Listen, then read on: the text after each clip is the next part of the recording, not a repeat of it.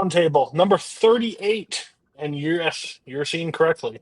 The correct number of people that are supposed to be on a show on a given roundtable. 6 movies, 6 people. First time in months. I don't know how long. Joseph Olivos probably would carry that stat with him and probably could message me after. It's crazy.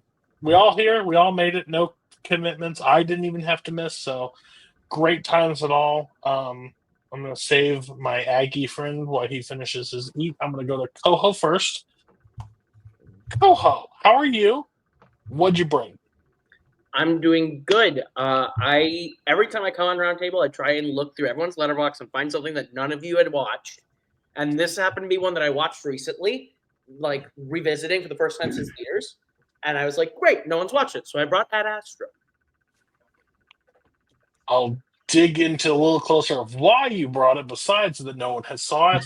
Later on, next up, the guy that just messages the group and goes, "You should have me on more often." Realizing he was the third chair until Mark took it over because Scott's indie films drove him nuts.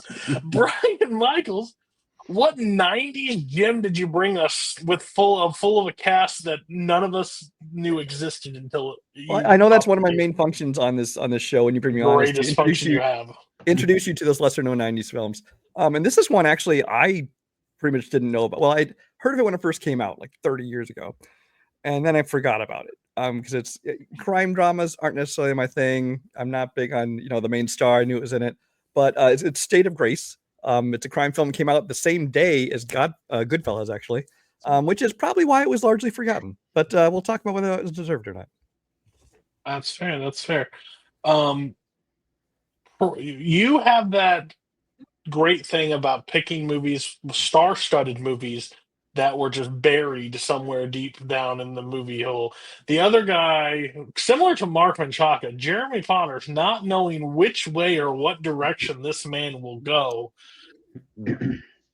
If I could have put a lot of money that I would have not guessed this movie was coming from Jeremy Potter's. What you bring, and kind of why did you bring it right before? Don't get in details, though. Well, the why was just a why not thing. Like, it popped in my head. I've been wanting to watch it again for a while. That's why. It's a great movie from a great director with a great leading performance. It's called The Whale. I'm sorry. I mean, it's Moby Dick. It's 1956's Moby Dick. The book was The Whale with Gregory Peck. I brought it because I love the book. And then we'll get into it. Never mind, we're back to 5. We're back to 5. That didn't take long. He hates whales. Not a whale fan. He's dolphins only. What was the original movie that you dropped in the chat and then took it away? Didn't you do that? Wolf. Yes. Yeah. Wolf. Yeah, Wolf. Yeah. Okay. One, I was like, "Oh, that looks interesting," and then you're like, "You know what, Moby Dick?" And I was like, "Oh, all right, cool. Let's do that." I haven't seen either, but now I have to check out Wolf at some point. Good. Another next time. Another '90s like guy that brings interesting '90s movies. Matt, what did you bring? We talk TV all the time, but now we are on a break, so we're like, let's get you on Roundtable. So, what'd you bring this time? Oh yeah, I mean, I saw Brian already had the '90s covered, so that took that pressure off of me. So I was able to go something a little bit closer to present day. So I went with 2010's I Saw the Devil. I saw that we'd already started getting some Korean films into Roundtable, so I figured this would be an interesting one to bring. Yeah, I did like themes the one time. Maybe I'll just do like an all '90s like thing, and then I'll pick people that can bring like the most obscure '90s film onto the show. Now that dinner is complete, my co-host, my buddy Mark Menchaca. No telling where you could go on this show normally. This one's on brand. Yeah, I mean, listen, we're filming this in November, so this is going to come out like out on a January or something, whenever. Yeah. But still technically football season. we're all thinking about the pigskin. So yeah, I thought, why not bring a football movie that I know everybody loves, Any Given Sunday. And we learned on Any Given Sunday, this is of the recording, that the Chiefs lost and the Bears lost on a blocked field goal. So fun times had by all. Pray for Thomas Scully, or a Bear fan that you know. Thoughts and prayers. Thoughts and prayers. Okay, so the first movie we're going to talk about is State of Grace. Yeah, I clicked on this on Letterboxd when you sent it, and it looks like one of those fake posters again. It has this trend of fake posters. Like, the paper looked very fake. This one also looked very fake. It's like all the blue and just like Gary Oldman and that and hair. Like, Sean Penn. What is this? I was intrigued by the movie because it has like every code like name that like genre title for me, like crime, like internal. I'm like, oh, I can do this. Then it just has cast of crazy. So like, did you stumble upon this, Brian, like recently, or did you watch this back in the day? No, relatively recently. When it came out, like I said, I'd heard of it because I was kind of into movies and stuff like that. And then I started working at a video store and that, so I was aware of the movie's existence, but I didn't even really know what it was about. I knew it starred Sean Penn, who I've never been huge on that. And like I said, I forgot about it for 30 years. And it was like 2 years ago, I think, of all people, Henry Sanchez recommended this movie to me. And I was like, well, I don't know. I don't really like the kind of movie. So I looked into it and I looked at the cast list. I'm like, shit, I got to watch this movie.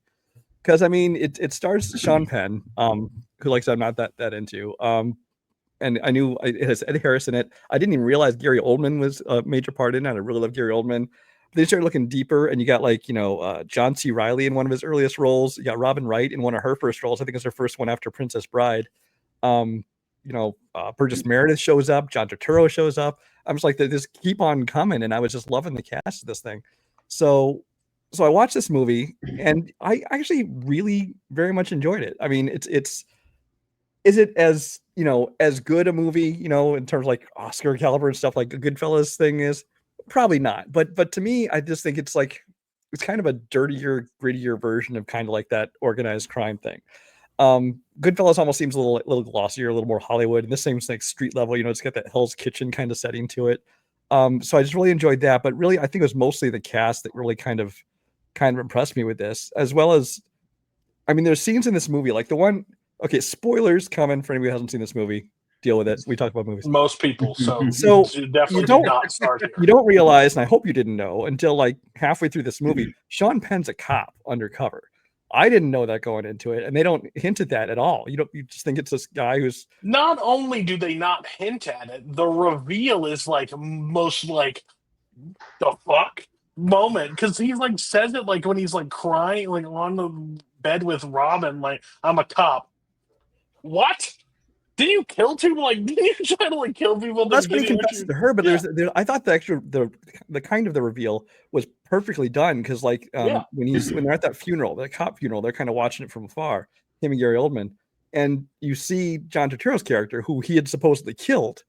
And you can kind of show him shooting them these glances. They're shooting these looks, and he's like hoping that Gary Oldman doesn't recognize him.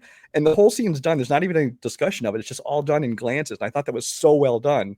And then, of course, like the next scene, you see, John Turturro shows up at the bar and talks to him, and they meet on the subway car. And then you kind of realize what's really going on. And I just thought that was so well done. And like in this day and age, I don't know if this movie could get released without knowing the twist before this thing came out, because that seems like a major part of the film, but had no idea that was coming till halfway through. And that's one of the things I really liked about it.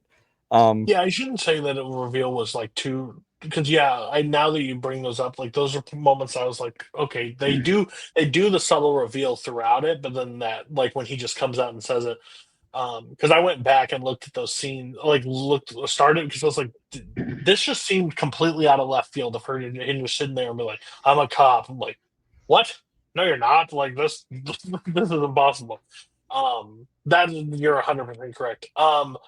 I also think the last, like the shootout scene at the end, not to jump like all the way to the end, is one of the most badass like scenes, chaotically shot and everything, but it makes no fucking sense because no one should ever like. Well, that's just it. It's like this baddest thing, but they're in like the tiniest closet bar you've ever been in, maybe 15 feet apart, and they're missing every shot. It's the most scripted, like, let me kill this guy, and then I'll pull out my gun, and then I'll start shooting you. Then you'll take him. Then the next guy will get his gun out and then shoot.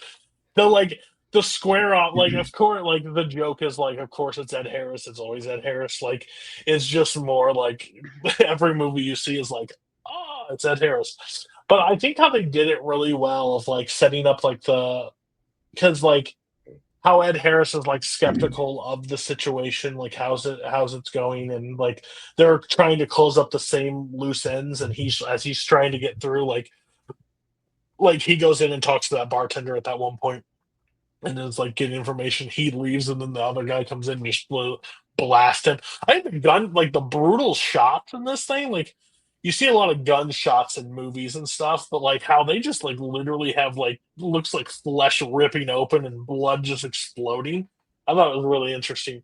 Did anybody else see this movie? Matt, did you see this movie prior to this roundtable? I had not seen this film. I knew of its existence. Okay. And I will say that the movie does a good job of hiding the fact that he's a detective, but Wikipedia does not, because it credits him as Sean Penn as Detective Terry Noonan. So I had that spoiled for me before I even started watching the movie. Oh. Damn, that's a bad. Never research the movies before you watch them. But you're 100% right. This would know. They would have said it in the trailer. Oh yeah, oh yeah. They would have been like he would have said there, like, I'm a cop. No, then they try to do a reveal that he's a cop. I guess nobody else saw this movie prior to this, right? No.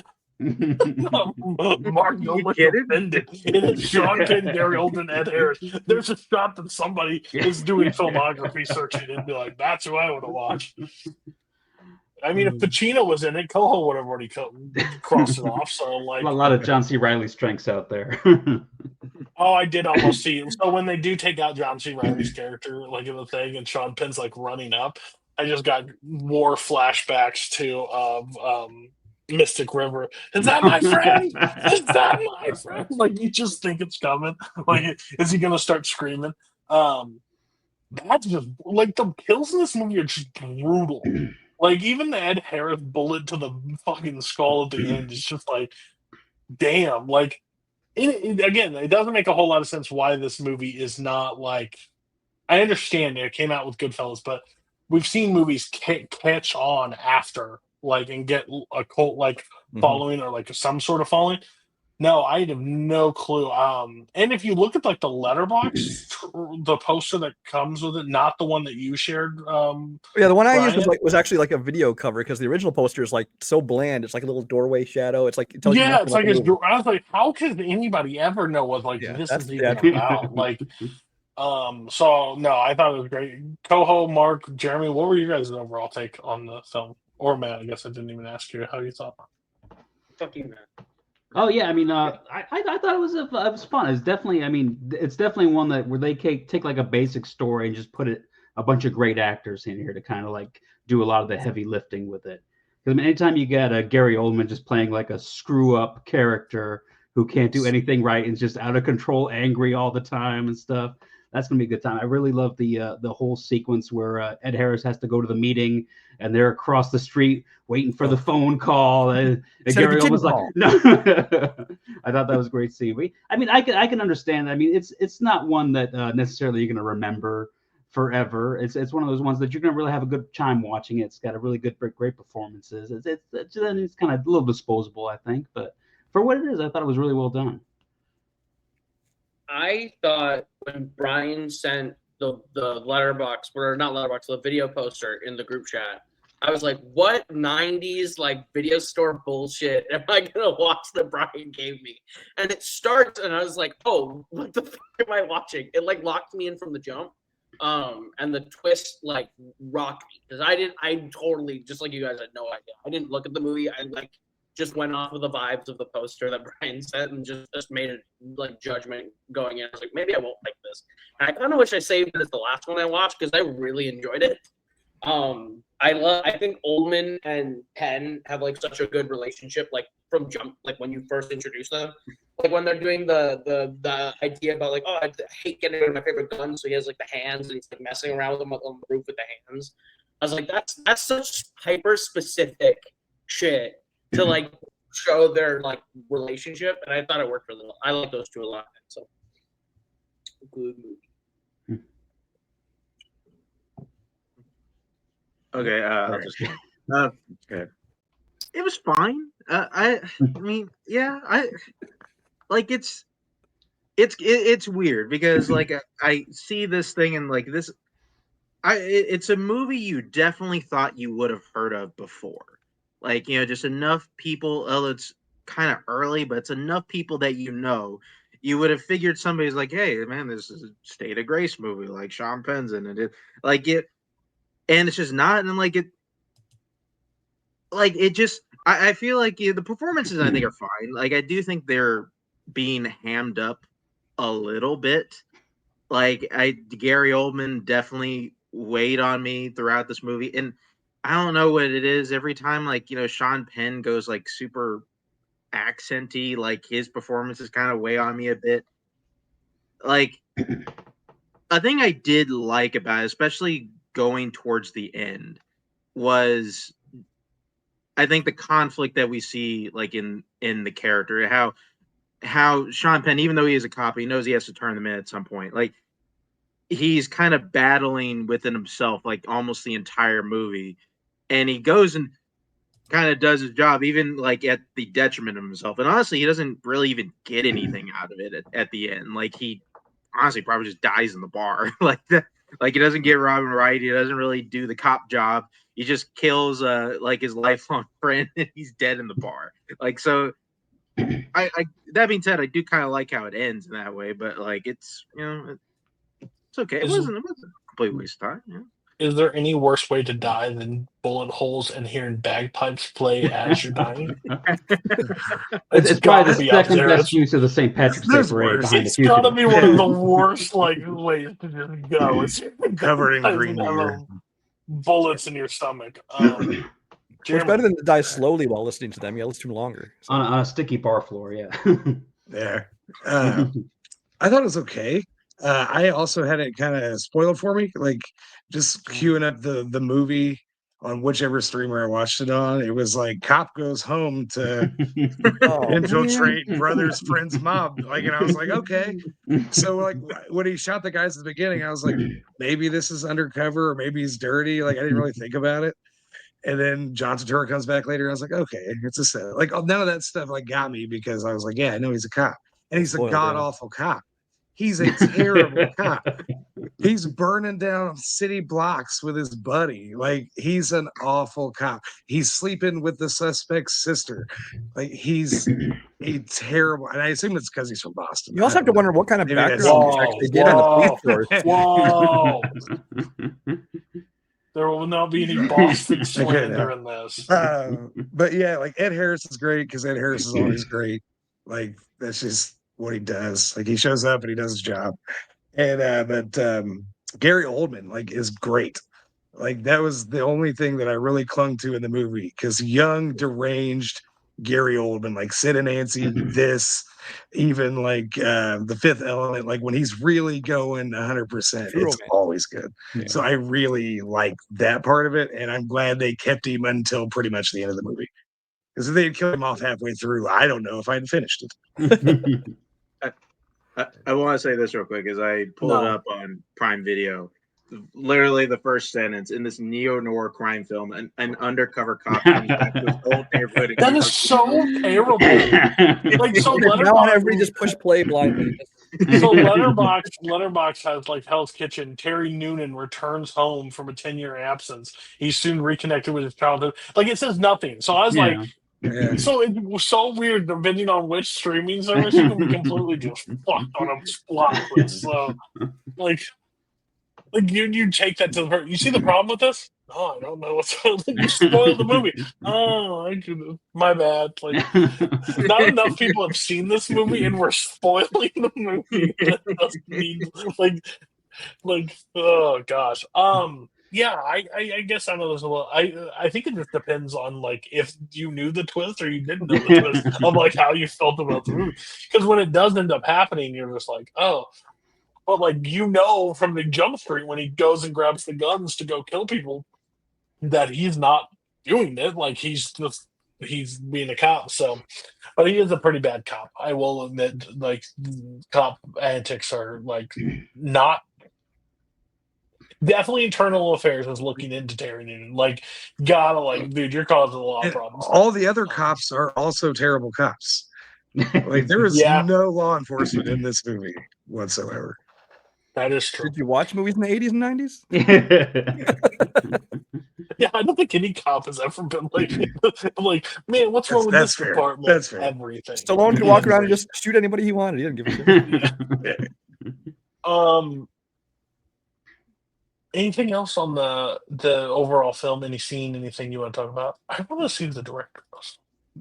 The director's Phil Joannou. He's had a weird career, man. He started off like directing 3 O'Clock High, a teen comedy. He went on to do like You Two Rattle and Hum. He directed this, and then he went into like Gridiron Gang and stand-up comedy films. he directed that Thomas Jane Punisher short, Dirty Laundry. He did that. Okay. He's all over Gridiron Gang with Exhibit and The Rock. Like, that shit's a football movie. Oh, and composed by Ennio Morricone too. Yeah, that was nice. Oh, this is weird. I love when somebody brings up. It happens more than I can count. We bring a director on that has like this movie, and then like, what did you decide to go on? Like, I just said yes to things, and this is what ended up happening. So very interesting. I think it was good. I had fun with it. But again, it's right up my alley, and I didn't know he was a cop.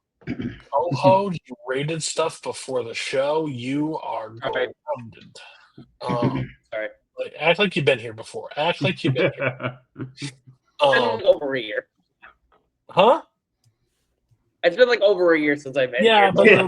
But your movies have been here in your absence. Your movies have definitely been here. So I know you've been here. Brian, what's your star rating on State of Grace? After this viewing, I'm at 4 stars. Okay. Hey, Coho, what's your rating? I have no idea what it is. 4 stars. 4 stars. I'm at 3.5. That's fun. A little ridiculous, but overall, damn good fun. Mark. It's be yet another show where I wish there were quarter ratings be on bar side. I would prefer it in general. You're the worst. I'll give it 3 stars. I think it's a solid movie. It's not particularly great. Brian, if it helps you, it's close to 2.5, so 3.25. He wishes he could do it there. Yeah. Or 2.7. You know how much I care about how people think. No, which one you actually really. It was more positive, I'll say that. Okay. Jeremy. I like Mark. I'm gonna give it 3 stars. I feel like Mark liked half of it, and I liked half of it a lot. It's just the opposite halves that we liked. I think we all liked the violence, and that was cool. But other than that, Gary Oldman going crazy is all I get out of it. So yeah, but 3. It was well made. Here's a popular thing: don't be on Mark's side for anything. He's normally wrong. Power Rangers. Matt. Yeah, I mean, it's a solid 90s movie with a really good cast. Like I said, it's not necessarily one you want to revisit a lot, so I'm going to give it a good 3.5. Now we're going to go on to the deep sea for the great white whale. Moby Dick. I'm going to be honest with you. I figured there was about Moby Dick out there. I'm going to be honest. I did not know. But, like, I've heard, like, the great tale of the great white whale. Like, the overall, this is where people get that, like, speech from, because it's from the actual movie that I didn't know existed. Surprisingly, a lot better than I thought this movie was going to be. I'm going to be dead honest with you. I saw 56, I saw Moby Dick, and I was like, oh boy, this is going to be in trouble. But Jeremy, you're one of the most interesting guys I've ever met in this community based on film taste. You'll sit there and be like, Zack Snyder fucking meant cinema. And then you're like, give me Westerns and give me 1956's Moby Dick. Not that you wanted to see, like, I probably need to get this off my watch list. No, I'm going to revisit and like the book Moby Dick, so I want to watch Moby Dick. Wild times. So I need to hear the origin story. So initially though, like I was going to use Wolf, and then like there was another '90s movie already, and I was like, and Matt I think hadn't put one up yet, maybe, or I was like, well, that'd be another '90s maybe, and then I was like, let's avoid the '90s. So I just kind of like, wait a minute, and I had just thought about watching Moby Dick the other day, and I was like, that would be fun. I bet none of them have seen it. I bet not a single person has actually sat and watched it because nobody likes the book but me, even though it's like the most famous novel ever written. Nobody likes it. But what the movie does is it takes away the 400 pages of all the boring stuff that everybody hates about the book and just throws it away. Doesn't acknowledge it, skips entire portions, not important. And John Huston and Ray Bradbury turn it into a good, tight 2-hour action adventure movie with Gregory Peck as essentially God. And they, with all the comparisons in the movie to it anyway, in the book, that's how it goes. But he commands everything. Like nobody else is even close. And it's intentional, but he really like delivers. And that's why I love it. Anybody else watch Moby Dick prior to today or this week? Nope. Not this version, no.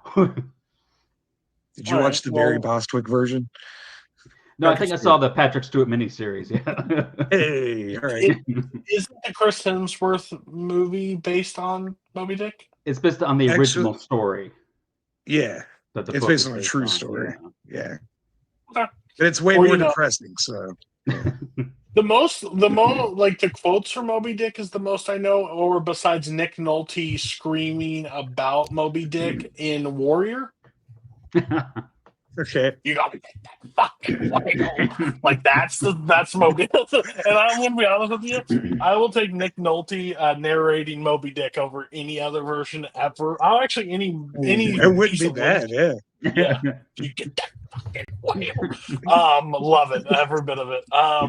It's supposed to be a sad moment, but I'm just like, man, he's fired me up to go fucking kill that whale.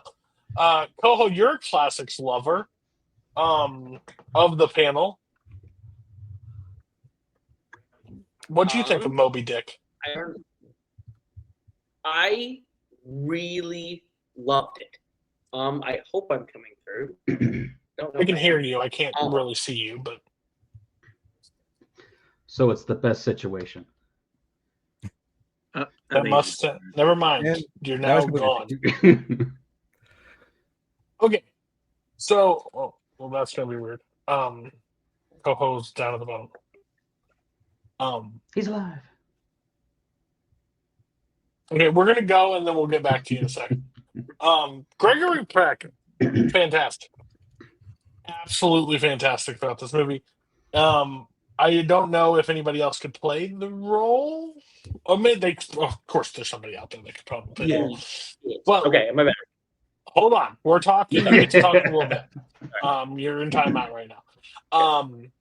I think like Gregory Peck's performance is like when you think of that character, like I've heard the story and I know of it, but like if he's not in this movie, I think I'm turning this thing off, to be honest with you, because I think overall the story is not that exciting for me. You said action packed. Come on, it's 56. They ain't that action packed. They're not. But I will say the whale looks way better. I didn't say action packed.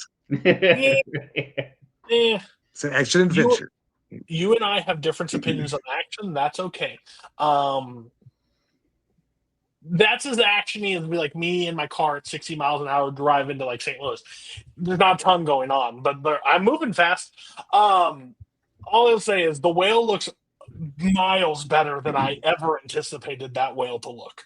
I thought, and then there are still parts I'm like, that just looks like a big white penis like floating through the water. Like it's just weird, weird shape. But overall, Of not knowing us, I know the story of it, Moby Dick. Never read the book. Never watched any other piece of media on Moby Dick. I was engaged for the time. You're saying there's 4 hours and 400 pages cut out. I could find like maybe 30 more minutes I could cut from this movie if you want my honest take on it. But overall, I didn't have a terrible time. I was intrigued by it. I think how they shoot it and how they direct it is really good. The tension of it's really good too. Like the final square off. Like I think that's what they build to really well. Yeah.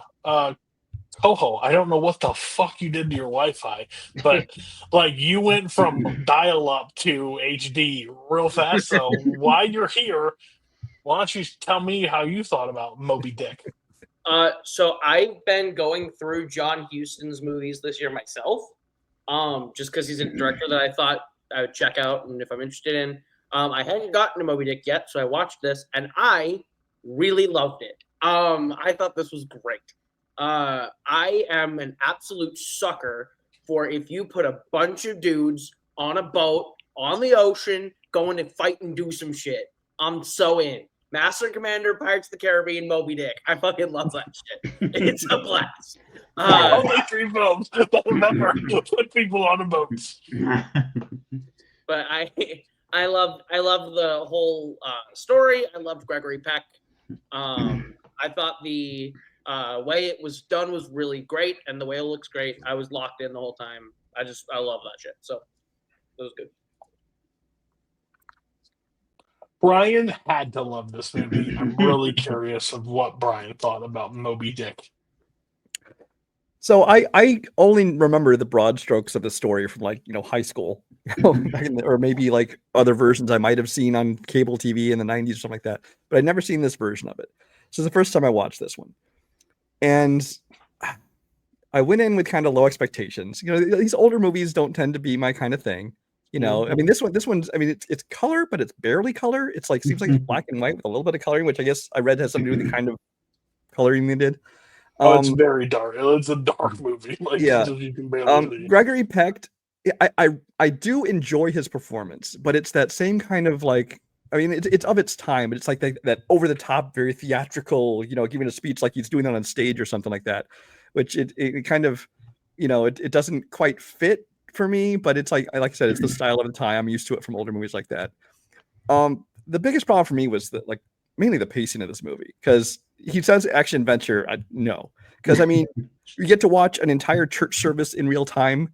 You get to watch them go wailing for these things in real time. That's because they had Orson Welles, so they're like, you're going to sit down and watch this whole thing. You get to spend 5 minutes watching a guy climb up a rope ladder in real time, and it's just like, okay, can we just? I understand that you cut some out of the book, but it must have been a whole lot more boring stuff if you cut it out and we're left with this stuff. Because I mean, this is just the pacing of it. I was, when things were like happening or when there were great like dialogue speeches with Gregory Peck or whatever, I was enjoying those. But the rest of the time, I found myself largely bored by this movie. And I could have done without them. I read they used a lot of actual real whaling footage in this, which is why some of the whaling looks really good. But I didn't dislike the movie, but it didn't do a whole lot for me. Mark, slightly. I love the church scene though. Great, God, Jesus, just kept going. I'll slightly give away the lead on this. I thought honestly this was probably going to be like my least favorite movie of the grouping, just given what the what. Wait, what? You thought this was going to be? When I was looking at the grouping, probably, yeah. When I first saw it, it'll make sense later. When I first saw like the 6 movies, like I thought, okay, like probably gonna be the one. I don't know, and it wasn't. I honestly liked it more than I thought I would. Like it's honestly has a lot of like. There was weirdly a lot of like Master and Commander elements to this than I thought there were. Like some like just kind of interesting like crew politics. Like I thought the whaling scenes like, you know, obviously they're at their time. I thought they were really fun, especially at the end where you just have Spencer Tracy just going crazy, like just stabbing this whale, like right in the wave. Like it's just really weird. And I said Spencer Tracy. I kept doing that throughout the entire thing. Like, man, Spencer Tracy's really going ham in this fucking Gregory Peck. God, I'm stupid. But no, yeah, I really loved his just unhinged Captain Ahab performance. Like he just rules in this. Like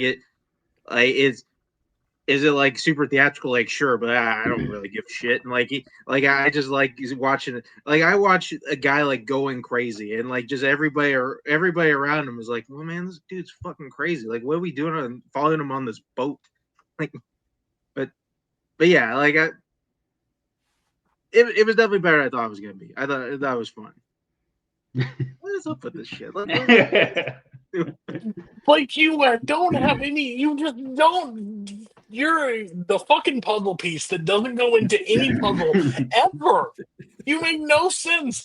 You saw Gone in 60 Seconds, which is a goofy movie, which you are normally like could be on your fucking wheel that you decide, and you saw 1956 Moby Dick, which you don't watch classic films, and then all of a sudden you saw it pop in, and you're like, what you no, he said this is the one that he thought was looking forward to the least originally. Oh, yeah. Yeah, what are you talking about? I pulled out my gun and I was going to shoot you in the face for misinformation. That's my bad. You know what? The puzzle piece worked perfectly. That worked perfectly. Yeah, because I mean, I Matt's bending you just like he does on the other show. Got your back. I'm just trying to keep the peace. That's all. He just saved you from a gunshot. Jeremy, when he put like he first put the wolf, and they're like, "Oh, Jack Nicholson movie, I haven't seen that. That's going to be fun and exciting." And then he took it away from me and gave me a homework assignment. Yes. Give me a fucking book report. I saw Jack Nicholson and Michelle Pfeiffer, and he's a wolf. I was like, you couldn't get me more in. Jack Nicholson being a wolf high on coke, I am in. And then he's like, there's 1956 Moby Dick. I was like, it's literally like a parent going, hey kids, you want ice cream? Fucking psych, here's broccoli. The fuck? But yeah, I mean, I had to read this book in high school, and I was like, not really my thing. And I think it said, like I said, I saw the Patrick Stewart one. It's like, not really my thing. So I was like, low bar into this. You know? Yeah. But I mean, when stuff is happening for like maybe like the 30 minutes of the movie, I enjoyed it. I really think the Gregory Peck, like, I feel like he gives like a more subdued performance for Ahab that you expect, especially compared to some of the other stuff I've seen. But I think it works. I wish kind of like at the end he like really gets more like intense and frothy and stuff like that. Because like Moby Dick, you want to see him like you want to see Ahab like frothing at the mouth to get this whale. And so, like, I think my favorite interpretation of Moby Dick is the Page Master, the Macaulay Culkin. The film. There's like Moby Dick shows up for like 2 minutes of that movie. That's probably the best adaptation of it. But yeah, I mean, it was okay. Definitely not my type of movie, but I didn't hate it. Gosh, I went from wanting to crucify Mark to be like, yeah, I'm with you, Mark. I'm 100% with you.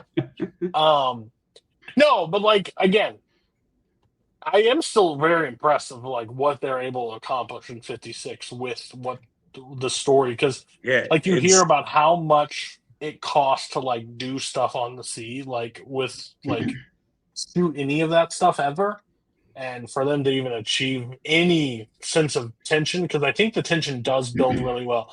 But I will like, as somebody that doesn't know a lot, Ahab is like this crazy person near the like at the end, right? And I just don't know if Peck ever gets to that level that I was expecting. Like, but Peck's a really good actor, so on those slow bits and those like the building stuff, he does really well with. But he never seemed like the overly intense, like he never kicked into that next gear that you really want for like this, But But of course, like I didn't even look who directed this at first. But now, who else would have directed this back in the like? Of course, John Huston did Moby Dick. Like any big thing, he was a part of stuff. Anything else on Ahab and Moby Dick? I don't want to miss on anything. I would just say like, because I know it's like kind of like getting towards the second half of like Gregory Peck's career, like going later on, and like I don't know that there's anything else where he's this much of like a character. Like he plays guys like he's in To Kill a Mockingbird, but he's kind of just the guy. Like he's Gregory Peck playing the guy. In this, he really is something else. Like there's no like normal, just well-spoken guy left anymore. Like there is a deranged lunatic that happens to control an entire whaling vessel. And I don't like this because I think whaling's cool. Like that's why I like Moby Dick. I think it's terrible that was like the industry that we had before crude oil. But Scrimshaw's Blackfish episode. Anyway.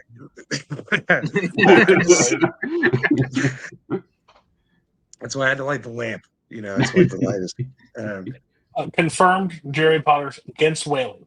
If you're watching the show and you think he's for it, he's against it. Thank God.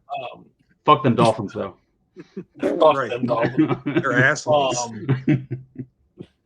Also, I understand you want to take down this and tell you it's your great white thing. Like, no wonder it causes so much fucking havoc. You just every time it shows up, you stab the fucker. And you can't kill it ever.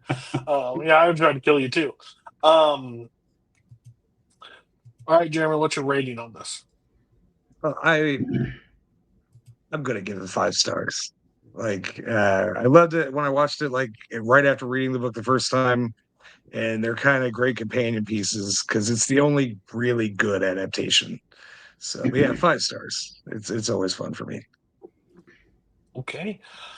I'll go 3 stars. Cut the tension a little bit. I did go to church service and I did see that man climb that ladder. So all needed things. Him is a banger. Walk by. Are you done watching that movie? No, currently I'm still in church. I'll tell you when we get to the whale. That's like when you say the wedding scene's your favorite part of Deer Hunter. His name's Orson Welles, man. That's mean. Oh God, Deer Hunter, great. This wedding is awesome. You see what happened after? There's more that comes after? No. I was fully satisfied. I turned it off after that. I thought this was Vietnam. They were in a wedding for 4 hours. Brian. Yeah, don't get me started on Deer Hunter. Yeah, I got 2.5 on this one. Mark. I'll give it a 3.5 stars. It was good. Matt. If I could give a quarter score here, but I'm gonna say 2.5. Yeah. And Coho said the most Coho thing ever, or more Boatman. I'm going through John Huston's filmography currently. I was Said no one ever. What's your rating?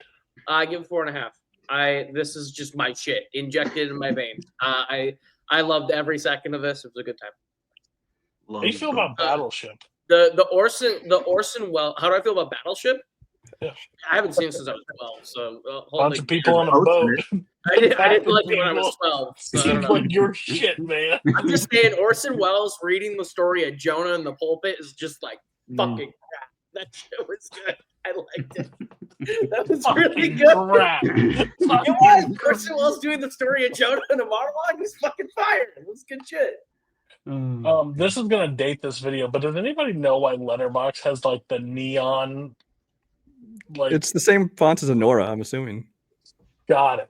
Cool. All right, didn't know that. So now we're on it. I really don't know where to go next because both these movies like confused me. Not confused me. Had problems with. So I'm gonna start with Ed Astra. Because I think there's less coke involved. Why this movie? So I hadn't seen it since theaters in 2019, and I was on like a space movie kick like a month ago, where I was just for whatever reason I was just watching a bunch of movies set in space, and I found this one again in my letterbox. and I was like, I remember thinking this was pretty good in 2019, and I kind of wanted to watch it again, so I threw it on, and I was really like blown away by how much I enjoyed it because I remembered it being this slow, monotonous movie, and I think that slow and monotonous, yes, but I think there's like a lot of purpose in the making of the movie that way, where it's like the whole thing is Brad Pitt's job is to be a guy who doesn't feel anything. And now he's tasked with a mission that's going to be the biggest test of whether or not he can control his emotions, which is his literal only skill in his job is being calm. And I thought that Brad Pitt does a really good job of like showing that throughout this movie, where he's like the entire time he's trying to keep that cool, calm exterior. And yet you just see it in him every time they talk about his dad, that he's like, I'm uncomfortable. I'm not happy.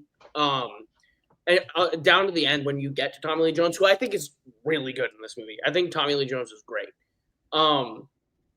That his dad being who he was told he was, like the whole movie, is just like this crisis of faith in him.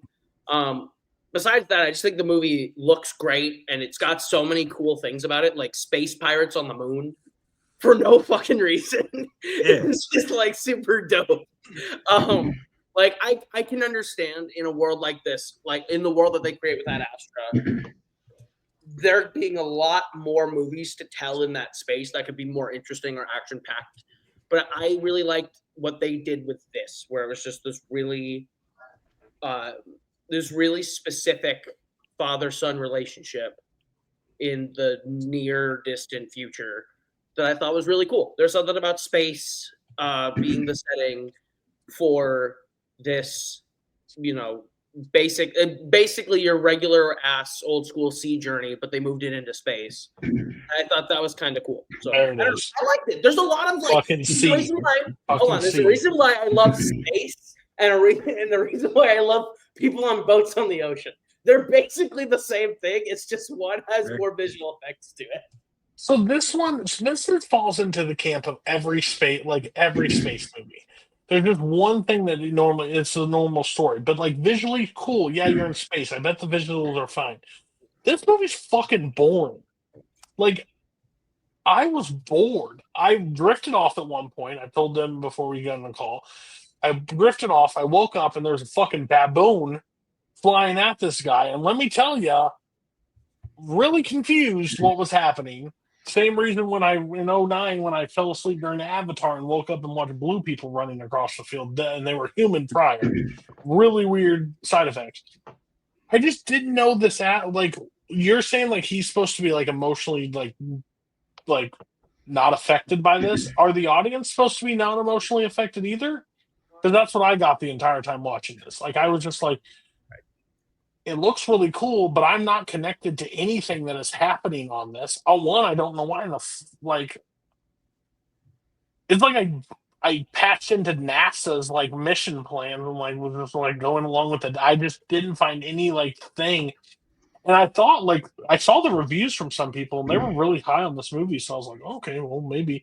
But then I look into it. It's you, it's Paul, it's Scott, and then I find a real quick trend, real fast that there's a reason that I'm not connected and the rest of you are. There it is. It's visual porn for the rest of you with the story being meh at best. So didn't do a lot for me. I was really confused. This has been on my watch list because people have been high on it, but I got real quick to realizing why this was just not for me. This also made me think Brad Pitt was like literal. I think Brad Pitt, when I think of Brad Pitt, I think one of the coolest actors in Hollywood, like ever, like on film. Like I think he can play anything, do anything. Made me question. He is very fucking boring in this film. Like he just like, and why pick Brad Pitt to be that actor for this? Like I understand you need one person to be your star appeal for this because Tommy Lee Jones probably doesn't bring the box office, but like. Gosh, it was. Did everybody else just love this movie, and I'm just a grumpy old man that I normally am on this shit? Because I'm confused. I liked it a lot. It surprised me, honestly. Like I really did. because I didn't watch it when it came The out. guy who 'cause brought I saw Moby the- Dick like this. I'm not surprised. I think Jeremy and People I on are on the boats. same It's it's the ocean of the seas, man, or the stars. Anyway, but when this was coming out, I saw the trailer and I was like, "Oh, that looks like a Matthew McConaughey Lincoln commercial." I'm not gonna watch that. I don't want to watch like lens flare shots and self monologuing. I was like, I'm good, but it looks great. Congratulations! Nominated for an Oscar, I think. Even for you know, sound. I was like, yeah, cool, something like that. And then the first 5 minutes of this movie, I went, oh no, that's exactly what this movie is. And then the shit kind of goes sideways. You know, the explosion, and he falls, the spinning, like, and he's falling from space, just in a spacesuit, and just skydives down to the ground. He's fine. That's pretty cool. I'm glad I watched this like half on my phone and half at home, because if I had watched this at like IMAX, I would have thrown up everywhere. And I don't get motion sick, but I would have I was like, holy shit, this is crazy. If you saw this on a giant screen, it would be hard to take, I think. But I think I would try. It'd be like riding the Gravitron or some shit. But I liked it a lot. I liked the story. I wasn't bored really. Tommy Lee Jones, like Ko said, is great. I think Brad Pitt was great. He's got a great voice. A lot of this movie is just the voice and delivery. Like, it's not meant to be exciting. Like, it's meant to be dramatic. Like, it's pure sci-fi and pure drama. Like, there's nothing funny. There's nothing. I mean, besides the monkey, there's nothing really scary till you start thinking about what it's like to be floating out through Neptune's rings by yourself to stop the end of Earth. Like, that shit's kind of scary if you try to think about it. Like, that's nuts. But I liked it a lot. It really surprised me. It's okay. I mean, it kind of reminds me a little about World War Z, where it's pretty much just Brad Pitt just meets a new character every 5 minutes, and they have like a little mini adventure before he goes to the next new character, and they do something different, and then in the end he saves the day. But I mean, I like the first half of it. I love the opening with that whole working on the tower and it exploded and falling. I really liked that. That was cool. The moon pirates or whatever. Sure, that's kind of fun, I guess. Yeah. But I mean, once it gets to like the last act, like all the stuff with him and Tommy Lee Jones is like, it lost me at that point. I was like, I don't care about any of this. I mean, I know Tommy Lee Jones is in his crotchety old man zone, which he pretty much has played for like the last 20 years of his career, but it's just so yeah, I mean, it's okay. I'm with Cody. This bored the shit out of me. Because I know when it was first coming out, I'm like, I like Brad Pitt. You know, maybe I'll check this out. You know, it's Brad Pitt in space, and I saw the previews for it, and it looked boring as shit. So I didn't rush out to see it. And then I put it back on my watch list. You know, earlier this year when Donald Sutherland died, I wanted to check out a lot of movies that he had been in that I hadn't seen. I'm like, well, I haven't seen that one. Maybe I'll check it out. But it sat there on my watch list. I kept choosing other ones to watch because, you know, it still looked boring to me. So I thought, oh, good. Somebody put it on the show. Give me an excuse to watch it. Sit down and watch it. And it's, you know, I was talking about the pacing with Moby Dick. This one might be worse. Because, I mean, everything is real pretty to look at. Not even just from a like special effects standpoint, but like, you know, if you looked at almost any frame of this, it's like, you know, beautifully, artistically, you know, it looks great. But the story is like so plodding and stilted. And then they throw in these moments. It's like this, the co-host said the space pirates show up for no reason. It is for no reason. And then the monkey is thrown in there for no reason, except it almost just screams of like studio notes. Like, okay, we need a couple action sequences in this. We got to like do something. Nothing has happened for the last 15 minutes. Make something happen right here. Yeah, let's throw in some, I don't know, space pirates. Why? Who cares? Just throw them in there, you know. And then let's have a baboon in a space station. Sure, why not? And so those kind of things, like you could tell they were like almost trying to force you to wake up. But it's still just it you know, and I kind of just went along with it. I'm like, whatever, it's not my vibe. Some people like this, great. But then, especially when they get in the last section, when you get starting into all the like existential bullshit, there's no faster way to turn me off. And so I was just kind of surviving the last half hour of this movie. So yeah, this was not for me. Okay. First things first. Cody, when you start again, you are muted, so keep that in mind. Also, you're the best.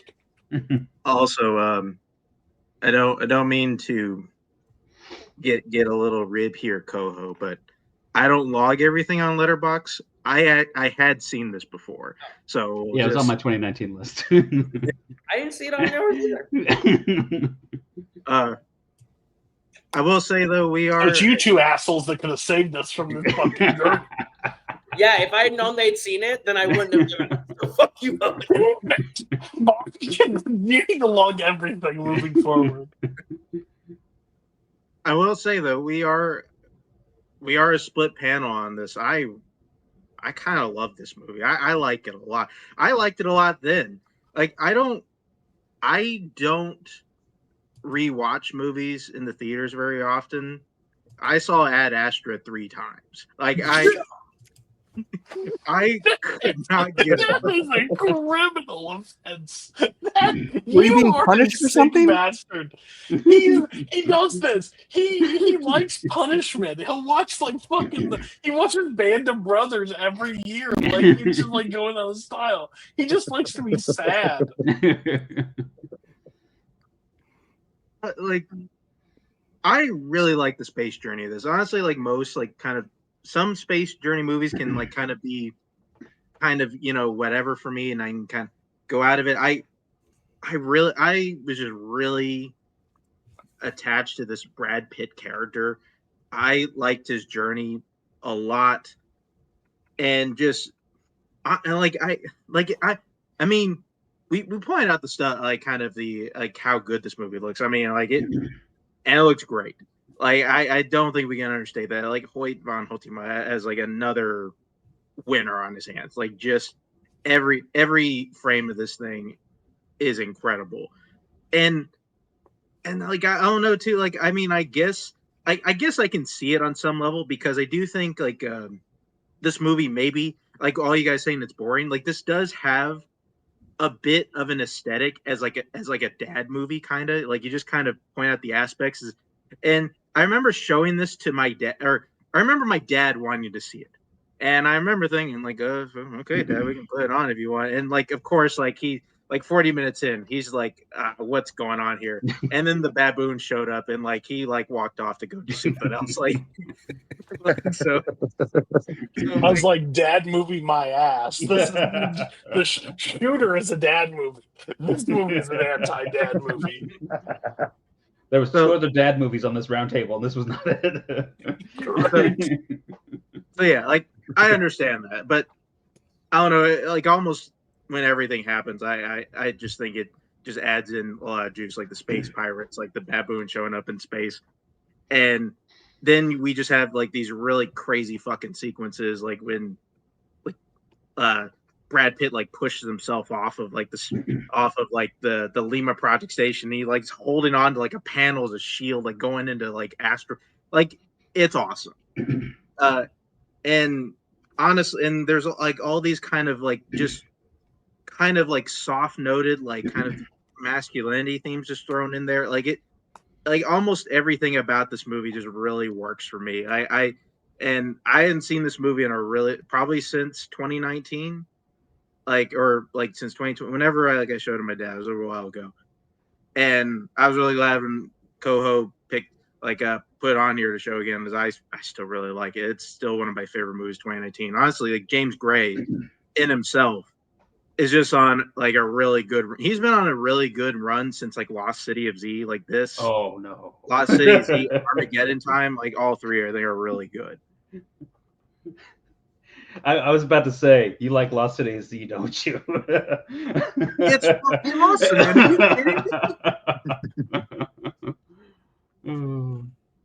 Are you kidding me? Fucking Sons of Anarchy and Batman like trudging through the Amazon. God, come on. Yeah, I mean, if you could make that boring, I mean, that's skillful right like there. Absolute ass.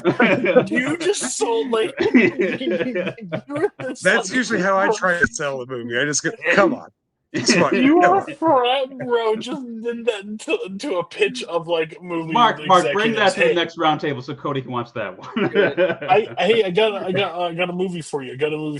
Batman and Sons of Anarchy trekking through the jungle. I couldn't be faster out on something in my entire life. No, but I love on a panel when you do ring a movie and it splits everybody. Like that's what a perfect like open discussion, because that's the whole purpose of the show, is like where how you can bring a movie and it can literally have and get three different reactions like from different people. So yeah, you said you said a lot of things. Dad movie, masculine elements, all the stuff like that. That must be on the extended cut that I didn't actually get to see. Listen, if I'm going to watch a man that's going to like go through trials and stuff in space or on planets and shit, I'm just going to watch The Martian. I'm going to be honest with you. I'm going to take Matt Damon and I'll watch him grow potatoes out of his own shit than watch. They literally made Brad Pitt be the most uncool human being, like interesting person that I think is. That's the greatest feat this movie was able to achieve for me. I think Cody would have liked this if the baboons had just thrown their own shit instead of attacking somebody. He'd have been like, there it is. We're here. Why the fuck is there a baboon in the thing? They say it's an animal research facility. Yeah. I don't give a shit. It's there. They have space pirates. Why are they still doing research on animals in space? Because there's marauders. Like, there's a DHL on the moon, for fuck's sake. Like, this is gonna have one of the greatest like score differentials, so I'm excited for this. Coho. 4.5. Brilliant. If I'm judging on like story and plot and writing, it'd be a half star. I do want to give it some credit for like, some of the other aspects of it though. But I can't go higher than 2. I'll go 2. Jeremy. I'm gonna say 4. I was very sober when I watched it. Next time I won't be, so I would expect maybe that score to go up. Because started 2 stars. 2 stars. Very bored. Will not watch this movie again. Mark. Yeah, this movie's a fucking banger. 4.5 stars. It's awesome.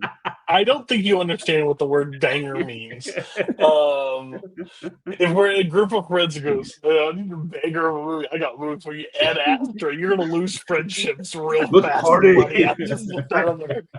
I already almost lost a bunch of friends when I took them to see Foxcatcher with like no backstory. You guys want to go see a killer sports movie? Darrell's hilarious. You'll love it. Come on. I just told them I was going to see Foxcatcher and they wanted to tag along. Let's see some generational trauma. Here it is, Foxcatcher. Matt. I'm going to be a little bit nicer and say 2.5 stars. All right. We split the gap right there. All right. This is a movie that I have not seen prior to today. This cocaine-induced fucking movie by Oliver Stone. Any Given Sunday. Holy shit, Mark. You liked the last movie. No wonder you like this movie, but tell me why. Because I'm confirmed Oliver Stone... Shit happens in this movie. Oliver Stone hates football. Absolutely fucking hates football and has never seen a down play. I am confirmed after this movie. But continue.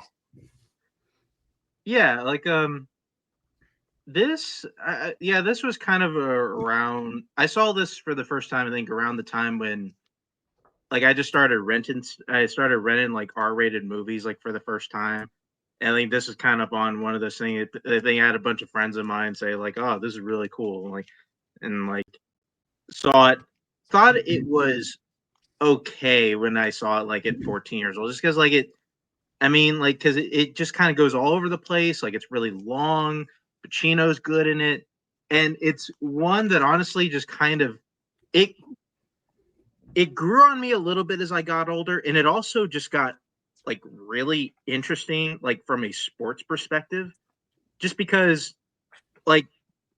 Cody, you are right. Like on some end, like Oliver Stone doesn't like football, clearly, but there's also like a lot of like really romantic elements about this. Like he still creates like a lot of like good sports movie moments. Like every speech that Pacino gives like just feels like a perfect sports movie speech, especially like the one going into their playoff game. Like it's the best.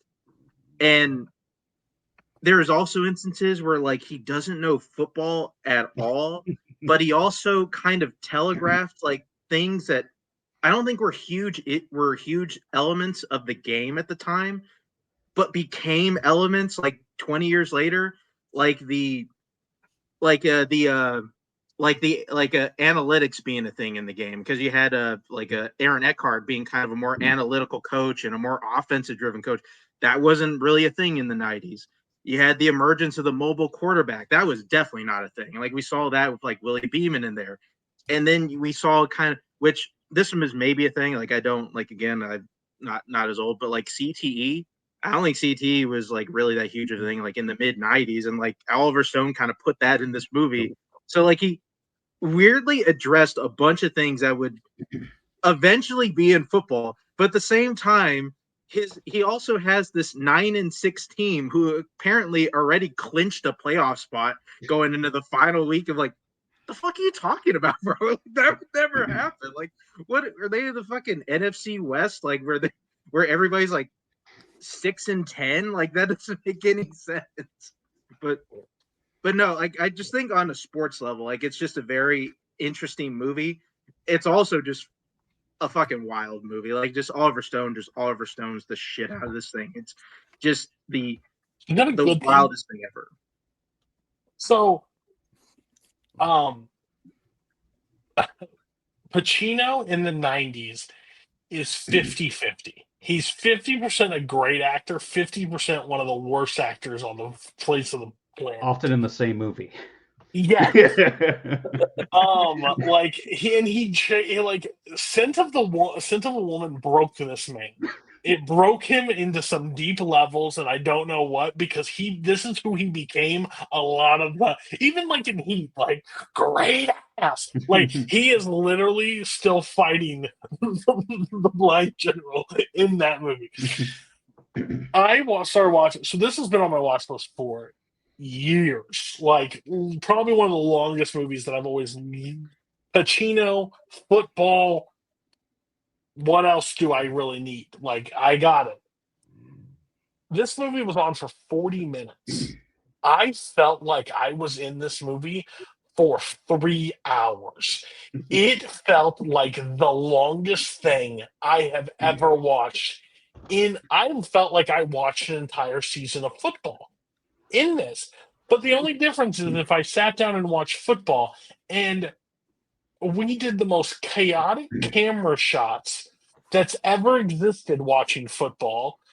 Like it was like he said, Jeremy said, if I watch this like in the theater, if I watch this like I think like if I put like a virtual reality helmet on there, I'm puking instantly. This movie jumps and like step, and it just is I think Pacino and Oliver were just trading lines of coke during the filming of this, and like that's what ended up happening a lot of the time.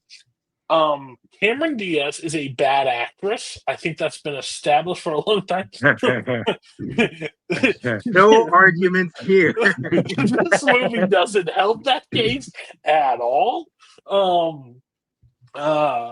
Very attractive to look at, great for her, but overall, like this movie is like when she showed up on screen, it's like, gosh, like if she ran my team, I would like literally want to kill her. But overall, like the shots, the action, like there were so many big personalities in this movie, but none of them meant really anything to me whatsoever. Again, I'm a sucker for a good like lineup and like give me a heartfelt coach or like a pull the player to the side and like have a conversation with them. But like it just seemed like from the get-go, like these people just don't know football. Like really? But then again, what you were saying, I was like, wow, well, Oliver Stone ahead of the game. Why didn't they watch if the NFL watched Any Given Sunday from '99, CTE would have been found out a long time before this. It felt so long and so chaotic. It hurt my head at one point. Of just how it bounced back, and there was like so much drama. Like I understand it's interesting to like the whole team dynamic and the whole thing, but like at some point, I'm just like, shut the fuck up and just play. Can we get to the end of the season? Can we get to the championship? Like, I don't need to see like, I think you just drop it to the flat. No, I know this coach. He's right there. He's watching it. Blah blah blah. Just fucking do it. Like, give me a montage. Let's move it along. I don't know. Has everybody seen this movie prior to this? I'm assuming this is one of the movies a lot of people have seen prior. Yeah, I tried. So, did anybody? Well, I know Coho is going to glaze all over this because Pacino's in it, but I'm just curious. Did anybody else feel anything close? Or are you more on my side or Mark's side? I'm just curious where you guys all line up. I mean, I enjoyed this movie. I mean, I'm not a big football person, so I don't know if eyeballs regularly pop out or if third-string quarterbacks regularly get music videos after playing 3 games. But yeah, I mean, like Mark said, I liked a lot of the Al Pacino speeches. But I mean, like I said, imagine if like 40X was a thing, but instead of like a moving seat, somebody just comes and blows cocaine in your face, and you get to watch the movie like that. Because it's not just Oliver Stone, the editor. The editing is so crazy. I mean, you like have a good scene of like Al Pacino and Jamie Foxx kind of just like having a one-on-one conversation. But they're doing quick cuts between gladiators and chariot races and shit the whole time. But I mean, that's like, it kind of reminds me like how they used to like do Game of Thrones. They do like the rundown. Like Peter Dinklage was only in like actually 30 minutes of screen time this whole season. But like this one, you got like 50 characters who each have like 5 minutes of story, like in this movie. Like was it Lawrence Taylor doing his whole thing? You got LL Cool J trying to get his stuff in there and stuff. But I mean, I thought it was okay. It was fun. I didn't really feel it dragged too much. So hey, cocaine's a hell of a drug, and it makes interesting movies sometimes. Yeah, I just, it's so long. It's long, but it feels long. Like I'd never actually finished it before this time. And that's probably 2 or 3 tries just over the past 25 years, however long it's been out. And I barely finished it this time. Like I think I got to the last half hour and I was like, I'm gonna start cooking dinner and just let it play out. So I'm really sure exactly what happens at the end. I was just needed it to go. Like I needed it to feel like I completed it for this. Like I did the thing, yeah, sure. But I don't think Oliver Stone hates football. I think he hates sports movies. Like I think he likes football. I think he hates any kind of sports trope. So he's like, we'll take all of them, we'll make them all bad. But he really did highlight a lot of the things that were wrong with football through the 80s, 90s, and early 2000s that have been fixed, even in college. Like you talk about Beeman lost his draft status because somebody gave him a jacket. Well, now there's NIL deals at every college, and these kids get to make money, and it's not like he's a criminal. But that's how it was then. And it shows that. Cameron Diaz's little speech she gives about we want to pass the ball. People want points. People want touchdowns. That's right. Like is she Roger Goodell's sister? Because she nailed it. Like that's exactly how the NFL does it now. But there's stuff that lost me. Like it's obviously not the NFL. Right, it's some other made-up league because the NFL said absolutely not. You are not coking up LT on our dime. Like we're not. He did it on his own. We're not going to help you this time. Like, but then they go back and go, oh yeah, these old quarterbacks, Unitas and the blah blah blah. Like, but those were NFL players. Like they should have had totally made-up names of people. It just like showed like stock photos of guys holding footballs like to be their universe as like old guys because I can't connect like real football to Tecmo Bowl the movie because that's what the movie is. Like it's like a weird 2K story mode mixed with like NFL Blitz. Like it's very strange and it goes everywhere.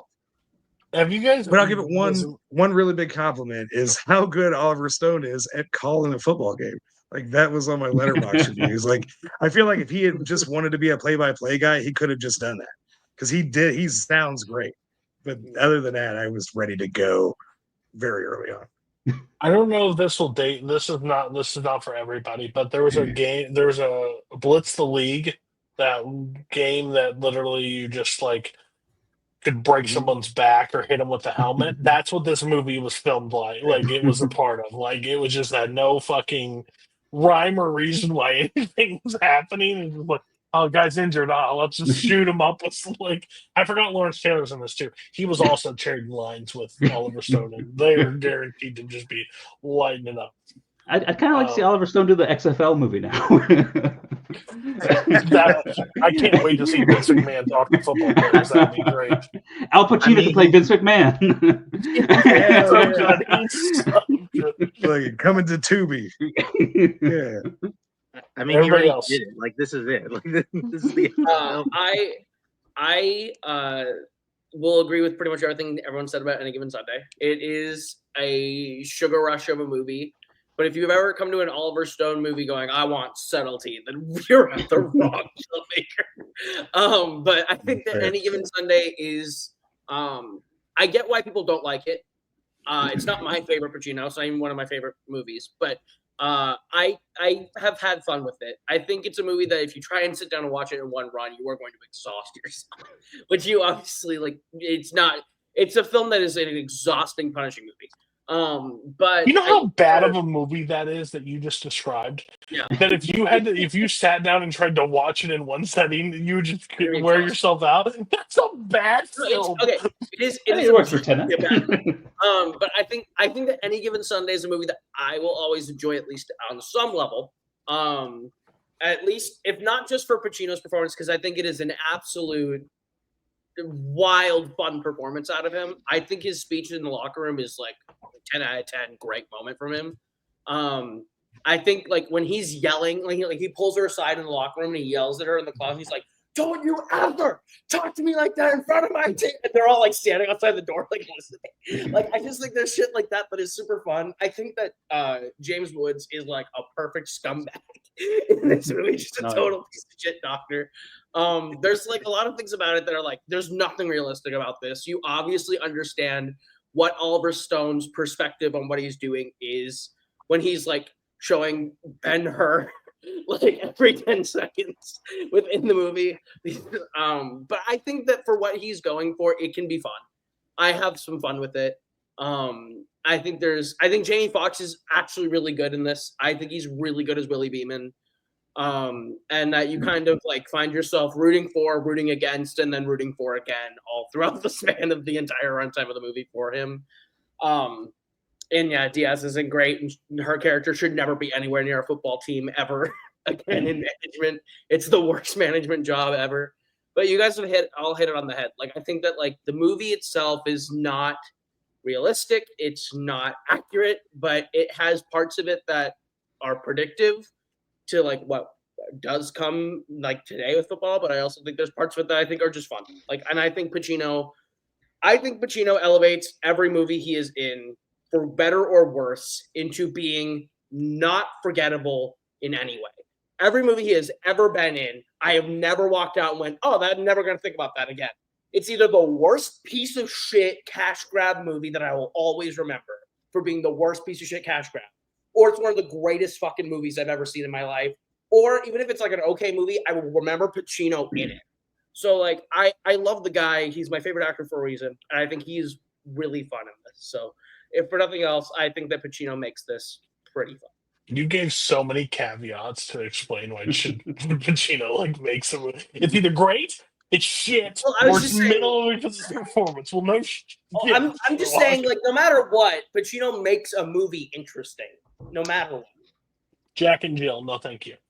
He is very fun to watch. Jack and Jill, terrible movie, but he's so fun to watch. This is maybe the last movie that I really liked Al Pacino in.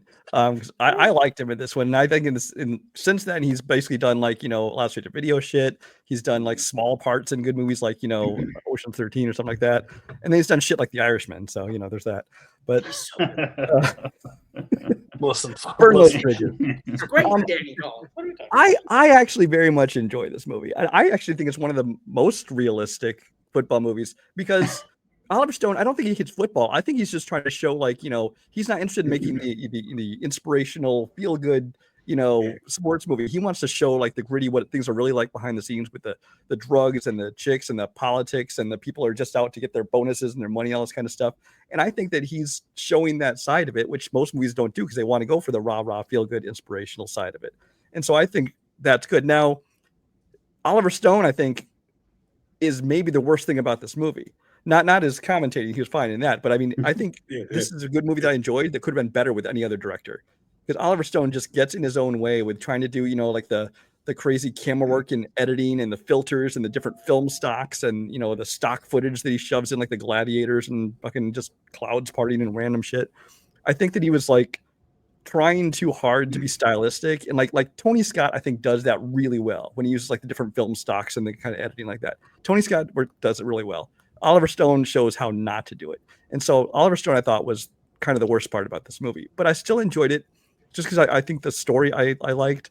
The ensemble cast I thought was great. I mean, Jamie Foxx had really not done a major role. This is like his big breakout role, which he only got because Puff Daddy turned it down, which thank God for that. Holy shit. Yeah. So but I liked him in this because he still got to be kind of funny in parts of it, but then he kind of got to break out and become a serious actor, which you saw then in later movies from, Collateral and Ray and all those other things. Cameron Diaz is not a great actress, but I thought she was fine for this role. I thought she played it very well because, I mean, you're supposed to hate her, but like Pacino hates her because she's like this chick who basically just inherited this team who doesn't know or really care anything about football. She's just wants to make money. She's basically like, this is like the drama version of the owner in Major League is what it is. She just wants to make the money or move to another town and all this kind of stuff. And you're supposed to hate her. I watched the director's cut, which I don't know how different that was from the original because I hadn't watched the original one in a while, but I know there was way more dicks in the movie than I needed to see. I don't know how much of that was just theatrical. That's definitely Oliver Stone's ad. The only other thing, did anyone else just recognize the Mortal Kombat music towards the end of the movie? Yes, 100%. It's like this whole football game. They kept playing the sequence. It's basically without the yelling of Mortal Kombat. They're playing the same music. I'm like, what the hell is going on with this? I got up and went like it was playing. I was kind of like Jeremy, like my kids need something. Fuck it. I'm pretty sure I know how this is going to end. And then I just heard it. I was like, did I click on something? And nope. That's just the Mortal Kombat theme song that's playing besides the Mortal Kombat. But I enjoyed it.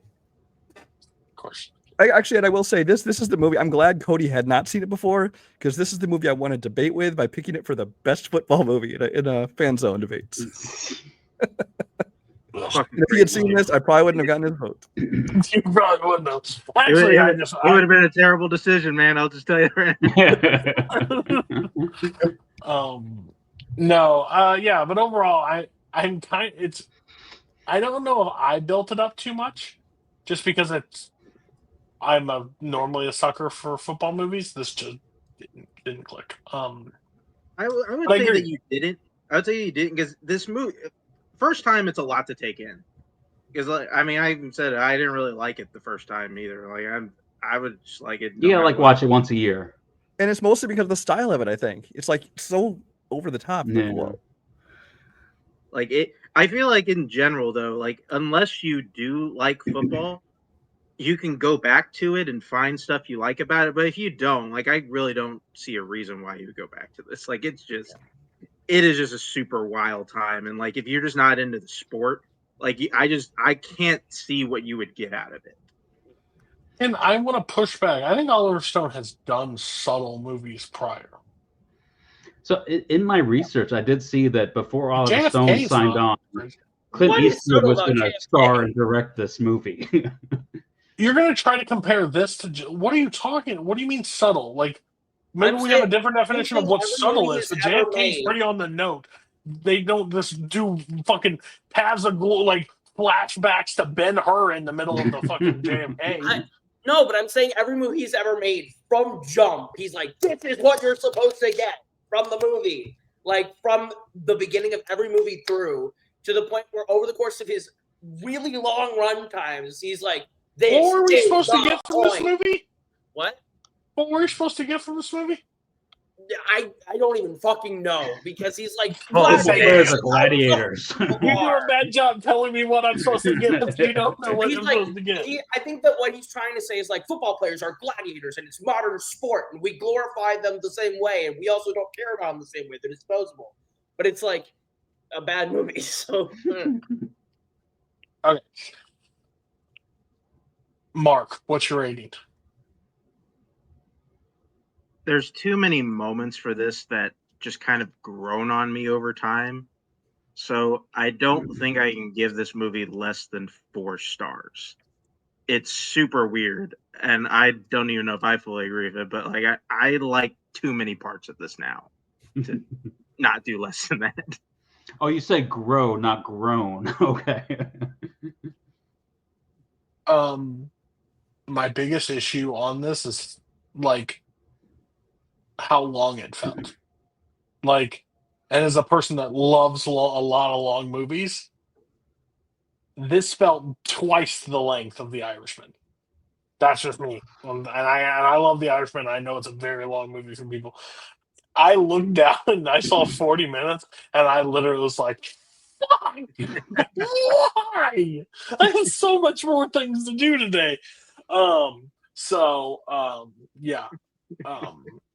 I'm going to give it a 3 stars because there's elements I do enjoy, but holy shit, I don't know if I'll ever sit down and watch this. And again, co-hosts held it best. If you want to watch this movie in one sitting, like you're like, that's terrifying. That's the worst description for a movie. Hey, watch it in 2 parts. Jeremy. I think my favorite part of this movie is when like Al Pacino and Jamie Foxx are having their talk, and then it cuts to Ben-Hur, and you see the guy get trampled by the chariot. That's my favorite part. Is the part from Ben-Hur. 2.5 stars. Matt. I'm gonna say 3.5. Brian. 4. Coho. fun fact: this is the first movie that I was ever alive and in a theater for. My parents went on a date and like after I was born and brought me with. So technically, first movie I ever saw, Any Given Sunday.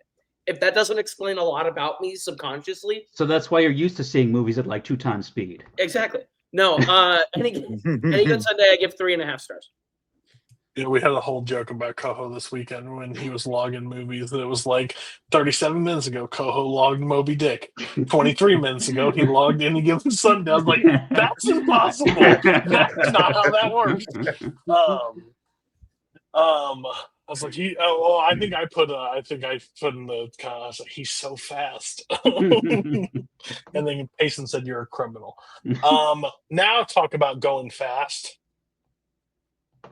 Gone in 60 seconds. Now, I wasn't going to pick this movie, but then somebody in the chat goes, don't worry, there were 3 people left to pick movies. It was Jeremy, it was Mark, and it was me. And Matt goes, don't worry, Mark and Jeremy will pick something fun.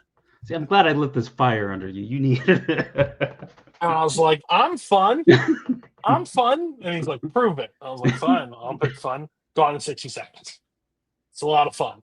If you want anything else from this movie besides the ridiculous rage cage as he is, stealing cars with Robert Duvall and gang, then I don't know what to tell you.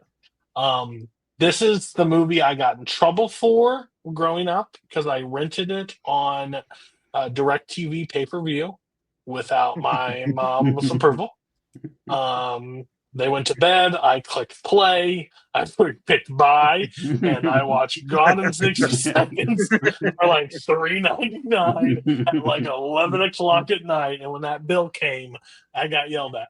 But it was a great time, and it's been stuck in my head. Like anytime, like before I get the kids out of the house, I'm like, let's go. Like I do the same. That's what we do. This movie is ridiculous. This movie's fun. Like I have so much fun with it. Did everybody see Gone in 60 Seconds before I put it on the show? Yep, I've seen it. All right, Coho. Need to know. This is the subtle you were looking for, right? 100%. It's so subtle. I think this is like definition of junk food movie in the best way, where it's like this is a fun. Like I watched this on Tubi with my dad.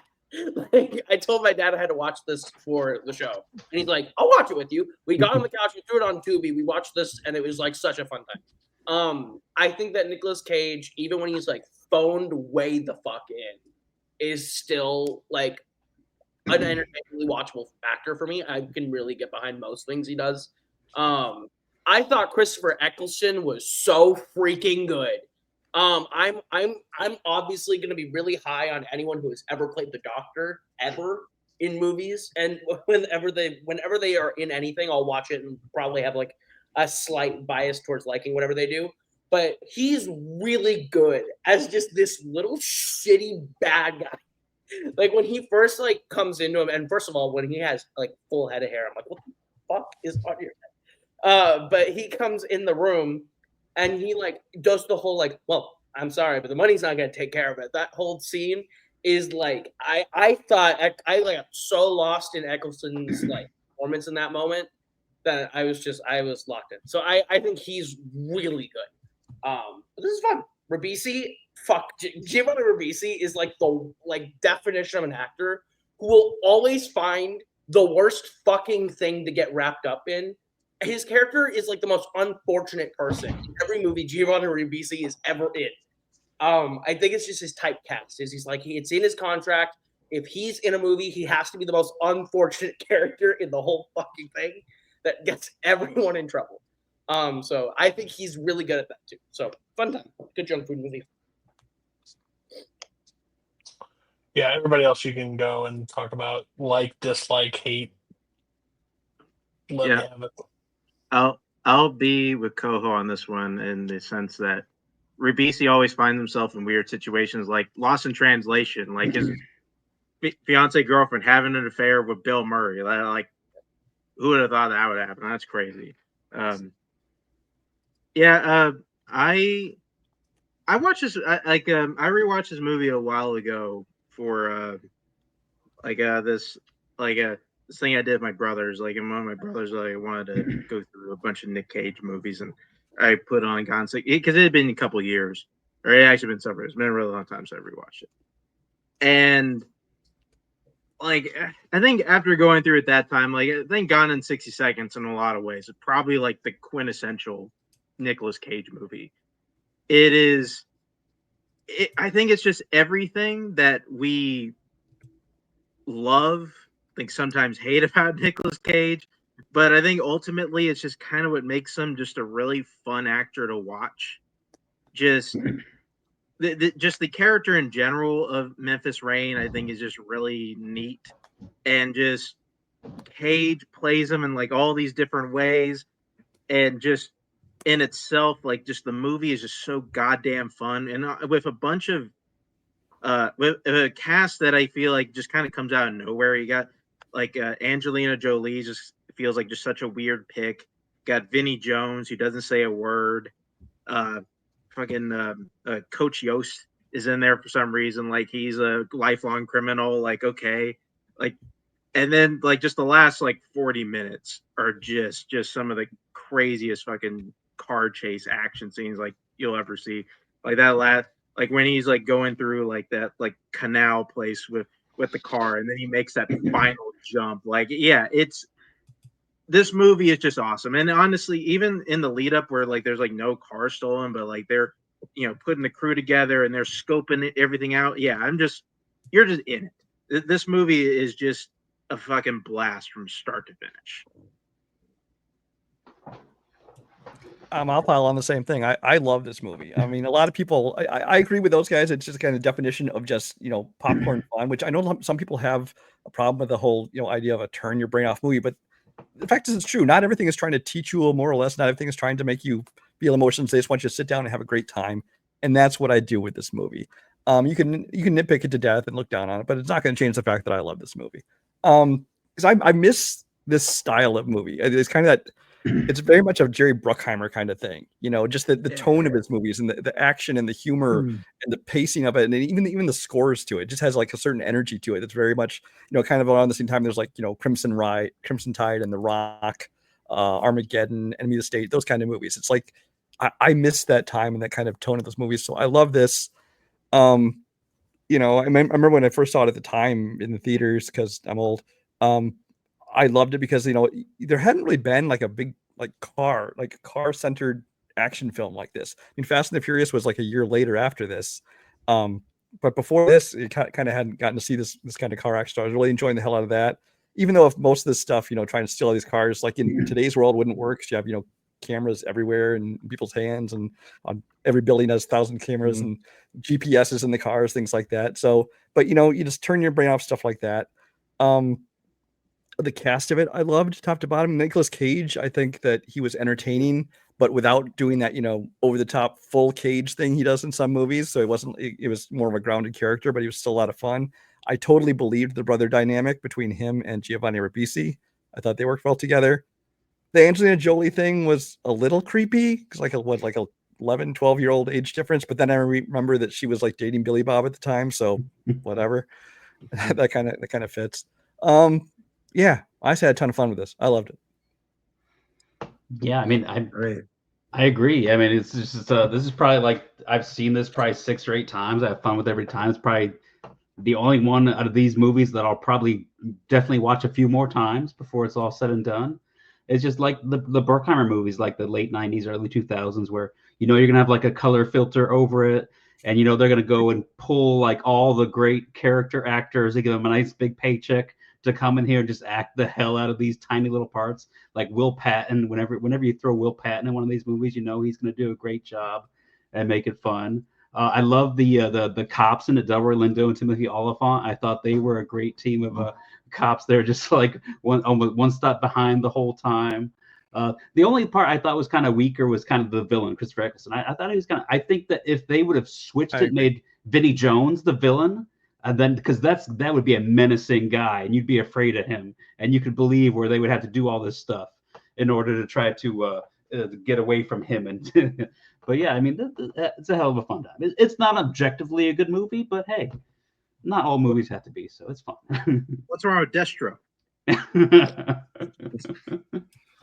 Yeah, I just like everybody else. I love this movie. Like I've seen it, I don't know how many times. I hadn't watched it in probably 5 or 6 years. And we turned it on. Also watched it on Tubi because that was the quickest, like the one I found. I was like, okay, I don't want to dig through all the DVDs. But yeah, it's great. And every time somebody would pop up because I just hadn't seen it in a while, I go, oh, I forgot he's in this, like Timothy Olyphant. And it just keeps going like, oh yeah, cool. Look, there's more. There's more. And I love a good gotta go get the band back together, like recruitment montage. Like I love the Blues Brothers when they do that stuff. I love that. Like we're gonna spend 2 minutes apiece to go get 10 guys, and then we're gonna set up the job, right? Like, and while we're recruiting everybody, we're giving you all the exposition you need to know so we can all go do the job. Like they catch you up as they go, and it's great scenes, just like Armageddon when you got to go get all the roughnecks together to go get them to go on. It's the same thing.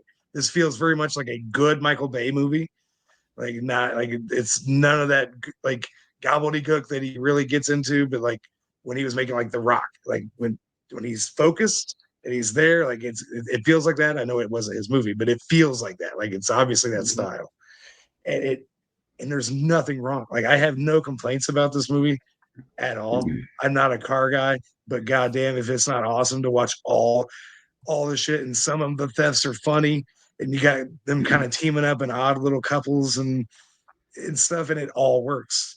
My favorite scene is the breakfast scene when you get Giovanni Ribisi. He's gonna make him breakfast or saving his ass, and he takes a bite. Nick Cage goes full Nick Cage. He's like, it's good, it's good, it's good, it's good. And he just turns it on immediately after spitting eggs 30 feet out of his mouth. It's wonderful. I think like what you were saying is like people don't like the idea of a popcorn film or like a turn off your brain. I believe those people just don't understand what a fun time is. Kirk. And Sorry. there's a lot. There's a lot of them. It's just because like at the end of the day, like there's people that watch these artistic movies that are these Oscar bait movies and be like, oh, it was so good. Well, what was it about? Like what made I don't know. I just enjoyed it. The fuck does that? That's more of a popcorn than I've ever seen in my life. So you just don't know what you're saying. Like the brother of this guy that was out of town stole a Porsche out of a car drove it, got police raided, found all the vehicles. A known car thief returns back into town, has to steal 50 cars in 72 hours, and the police are on him, and he's able to do it. That's a popcorn flick. Similar to astronauts going to space or oil drillers going to space to drill a hole into an asteroid to blow the fucker up. Doesn't have to make perfect sense as long as you're having a fun time as it goes. Robert Duvall in any movie, like as the old trusty guy, like when they're having to like get rid of the evidence behind, like rev it up, come on, you break it, you buy it. Like it has so many like cool aspects, and I'm with Jeremy 100%. If you give me a montage of a group of people that weren't working together, that are back to work, that are going to find them to work back together, you got me. Done deal. No matter if they don't successfully pull it off, I'm in 100%. And I'm not a Nicolas Cage like fan. Like I find him very annoying in so many things. They made this man's name is Memphis Reigns, and coming in steel cars, fucking in, done deal. like, and how they're breaking. You stole it when a car that's not on the list. Like you stole the car on the what? That's it. You're free, and your free choice is gone. Like you're not able to do this anymore. It's just so it's ridiculous. It's fun. It's a movie that I can literally turn on and just have so much fun. Like. If there's a group of like, hey, what movie you want to watch together? Anybody down for Gone in 60 Seconds? Like, and if this thing doesn't make, even if you don't have any criminal bones, and I like to steal a car every now and then. This movie gets me a little bit closer on the just hot wiring a car. Let's just roll it. Just let's see if I can do it. But I think it's great. I'm so happy that you guys. I figured this group would enjoy it. Like that's why I picked it. There was no secret mission behind it. I also love.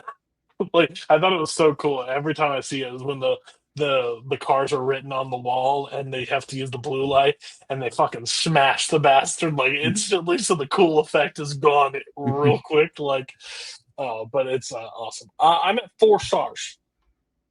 It's one of those like just fun. Like I have a blast. I'm not going to give it a 5 just to be like, I have so much fun. There are clear problems with it. I do love the negotiation of put your brother in a car and threaten to crush him alive. And like the 3 things is 3 plans. 1, you shoot me, I shoot, they shoot you, and we still kill your brother. 2, we let you run. We'll hunt you down, kill you anyways. 3, you steal the car that we required you to steal, and then you're done. It was a great moment, a great speech, but although I will say parts of that car would have already fucking killed him at that point. I thought the exact same thing. I'm like, he's dead already. Like, guys, popcorn movie. No realism. I don't care about car science. This makes no sense. That engine block's not on this lake. 4 stars. Mark. Yeah.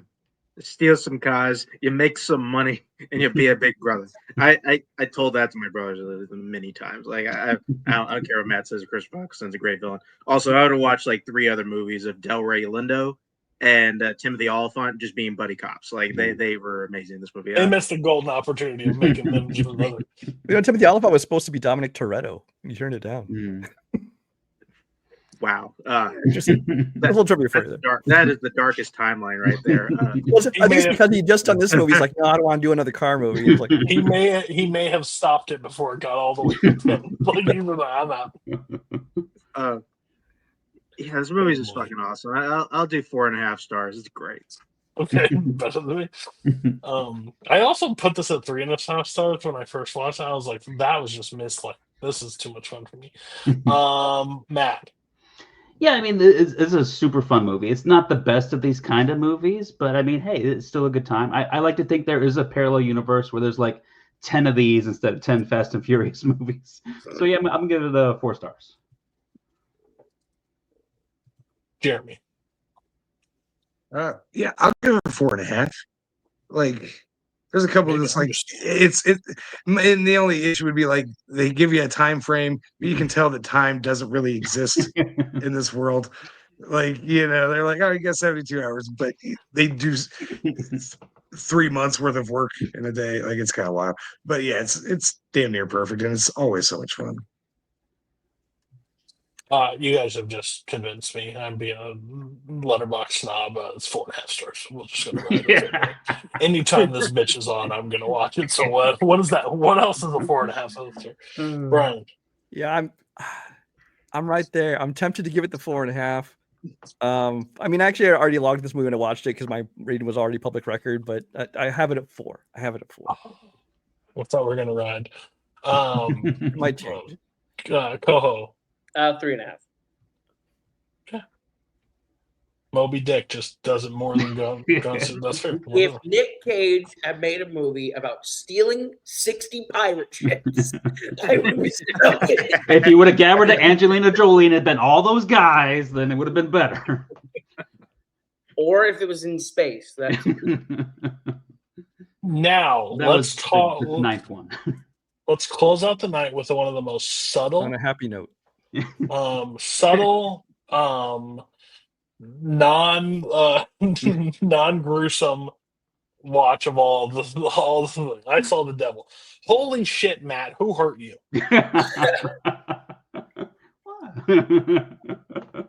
No, I mean this is a fun movie too. I mean it's. I mean, you pretty much it opens up with like a serial killer killing a woman who just happens to be the fiance of a Korean secret agent James Bond kind of guy, and apparently that's a mistake. I mean, if it was an American movie, he would spend the whole movie trying to track this guy down and killing a whole bunch of people to get to him and to kill him at the end.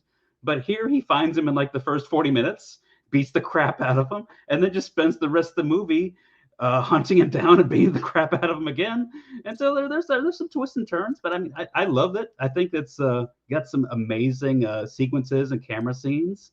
Like, I mean, I know one of my favorite things in the whole thing is when the after the first time he gets beat up and let go, he gets picked up on the side of the road by a taxi that just happens to have 2 other murderers in it, which is a great action sequence of him killing them before they can kill him. So, but yeah, I mean, I think it's just a great story about kind of vengeance and revenge and how maybe it's not the best thing in the world. And you go down that dark road and you kind of course, you're going to turn a little evil yourself. And it's just, at the end of the day, she's still dead. So what does anything really accomplish? But yeah, I think it's a great story. And it's definitely got all the different layers and everything. So yeah, definitely curious to see what you guys saw about it. I'll tell you, there's something about these movies that are just right at my. I've said this since the start of the show. Foreign films are not my speed normally. But man, these revenge thrillers from Korea and just are insane. Like, they are just. This movie, holy fuck. Just to keep hunting him down, just to torture him more, is just crazy. Just like, it's not just a revenge thing. It's like, this thing just has layers upon layers that he keeps going. I think it's shot super well. I think the revenge the thing is, what they do is build the tension in the revenge thing.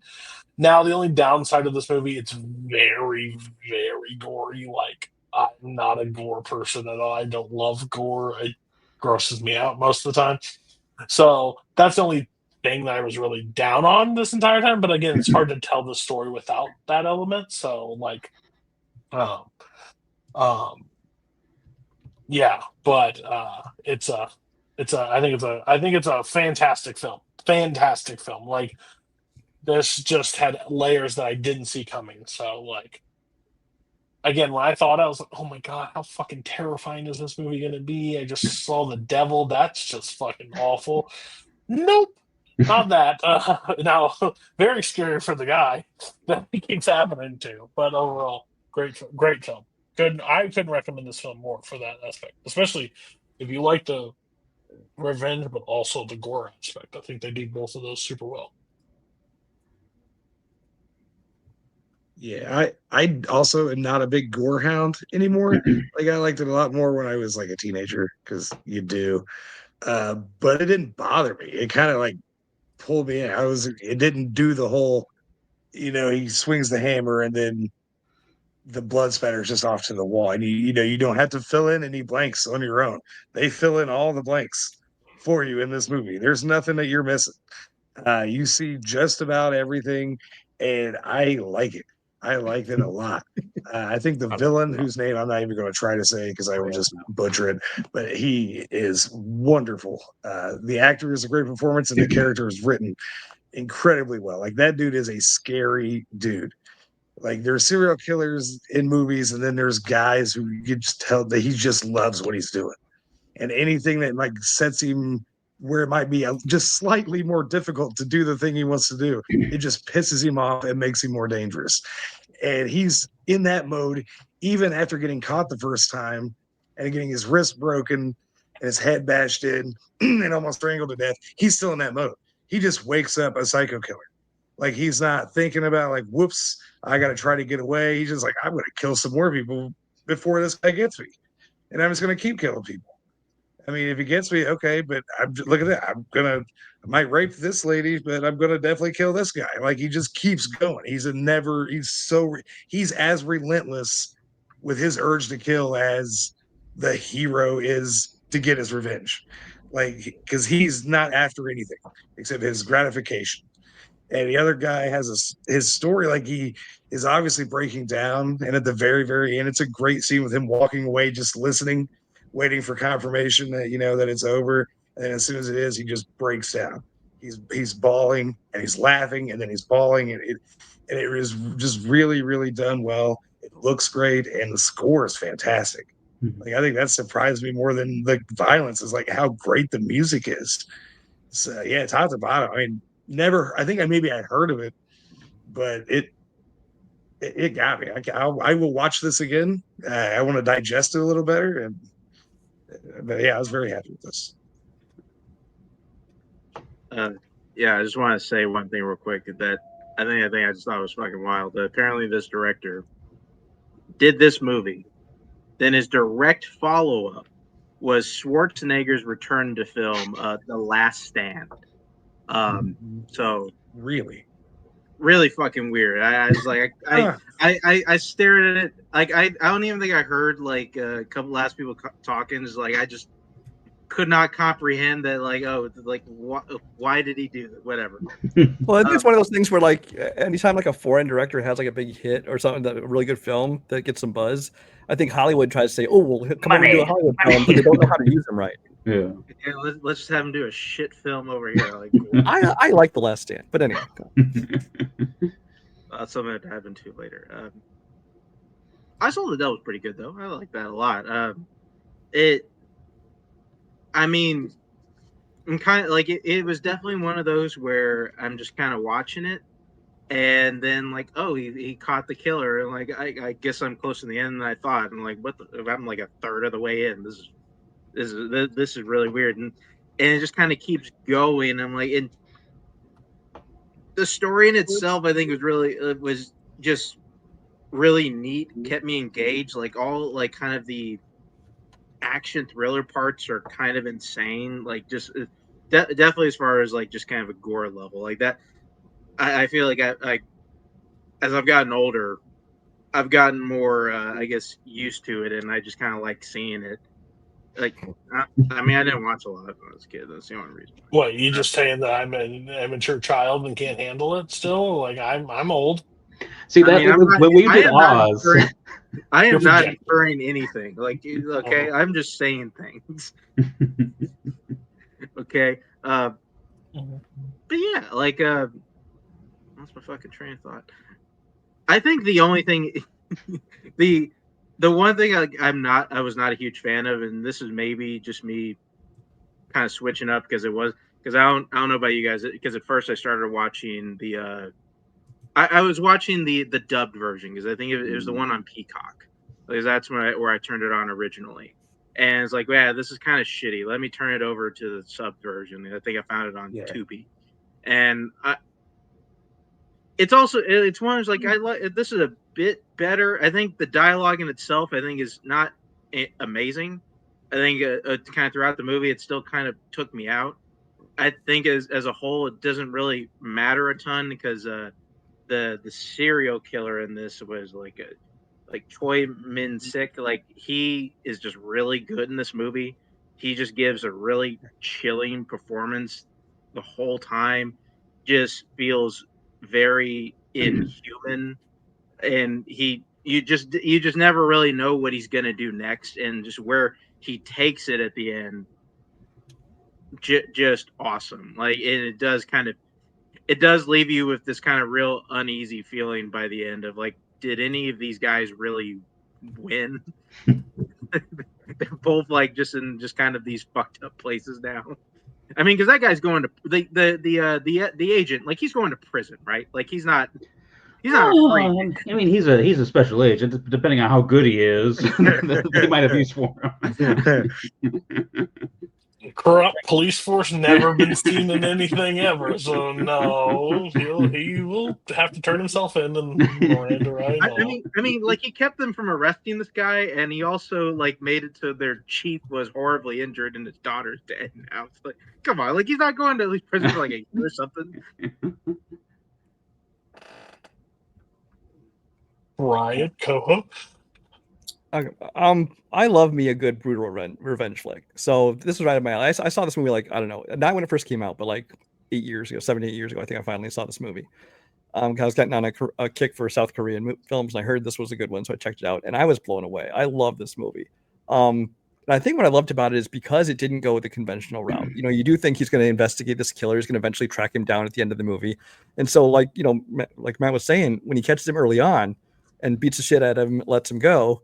And then you realize that's what he's going to keep doing. He wants him to live his life in fear. He wants him to just, suffer and be tortured and beaten every once in a while.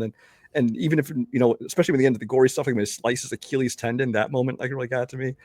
And I'm just loving that thing. Yeah. And I think the bottom line is I took away the wrong message from this movie because they're trying to tell you, that nobody wins. And if you stoop to his level, you're no better than him kind of thing. And all this kind of bullshit. And I'm like, fuck that. Make his ass suffer. Let him live his life in fear. The message I got from this movie is don't let him go. Keep him in your basement or in his house or whatever. Just keep him there alive and just torture him over time. Because, by letting him out in the public, yes, a couple more people died. That's unfortunate. But, fuck this guy. Let's torture him. I'm all for it. So that's the message I took from this movie. That's just me. I'm twisted. But yeah, I thought it was great that they took the lead from Old Boy, and who was like all about taking revenge, and now he's the one in this getting revenge taken against him, so he kind of gets to play the other side of that coin. You have Lee Byung-hun, I believe is his name, who plays kind of the protagonist in this movie. It's kind of easy to see why Hollywood tried to make him a star, but I think again they didn't know what to do with him. They stuck him in stuff like G.I. Joe movies and Red 2 and some of these things. I mean, I liked him in like Magnificent Seven and some others, but he's a guy who I think could be a good actor in American films too, but they just don't seem to know how to use him right. But yeah, cast top to bottom is great. The only other thing I'll say about this movie is I think there's a whole lot of shitty police work. I mean, I'm not talking about the guy who like decides to go on a killing spree, but like the police have it down to 4 suspects, apparently 4, and they can't go to this guy's house. They don't go there. They don't investigate him. They go there. They're going to find blood on the floor and pieces of, flesh and stuff like that. They'll find the ring in the drain. But, even though it's like I think a cop's daughter and also the fiance of one of the other cops, and they don't seem to be investigating this thing at all except for him. So it's just really shitty, police work. I don't know. State of Grace though is A+ detective work across.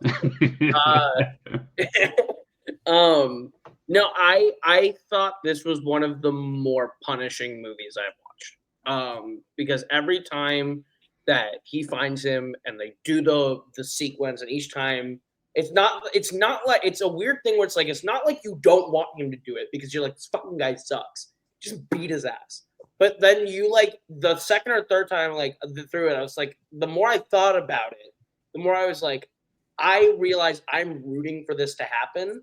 And it kind of made me reevaluate myself as an audience watcher going through the movie, viewing it, being like, what am I doing watching this in this way? So it was like a really cool moment there where it was like, I'm no better than what I'm watching sort of thing. But the ending is like one of the most affecting things I've watched in a long time. I obviously don't want to spoil it, but like it was brutal. And yeah, I sat there in the like for a couple minutes after it ended, just being like, yeah. I started with this one because I thought this one I would be like, oh, it's all right. I'll get through this one and I'll go to the other stuff that seems more interesting to me. And oof, that was a bad choice because I sat with this for a while. I was just like, cool. Very good movie. All right. Anything else? Want to talk about the Achilles tendon anymore? I mean, we didn't even mention that there's a cannibal in it, but yeah. That was great. He goes to his buddy's house. He's also a serial killer. Like, okay, this is great. He's like, Yeah, that actually looks like a good meal he's in a eating. book club together, just keeping it going. Like when I was sorting through the body parts, like you're at like a fried chicken buffet, going, "Oh, I can't find any of the guts. All he has legs and arms." It's fucking wild. Like they just take the risks that some of like American films won't like take, and that's what works. Like, because again, this movie, if this was made by an American studio and everything, what it would be is for a police procedural hunting down the serial killer. No, we're just gonna fucking torture this guy year after, like every time, put a tracker in him, just track him down, beat the shit out of him again, brutalize him, make him healthy, do it again, and keep on repeating. So yeah, I think it's great. Again, this is just right up my alley. I started the show like hopefully I'd get like a occasional foreign film, but the more and more they're coming, the more and more I'm enjoying. So that works. Shout out, great roundtable for one. Everybody showed up, picked great. I think this is a great thing. This will be a group that I will try to run back at some point. I think this is just absolutely so much fun. But with this rating, Matt, you brought it. So what's your rating? I'm gonna give it a 4.5. Jeremy, I'll give it 4. Yeah, I really enjoyed it. Brian, 4.5. Coho, 4. just not Moby Dick. That's fair. Mark, if he did this on a boat, it'd be fucking great.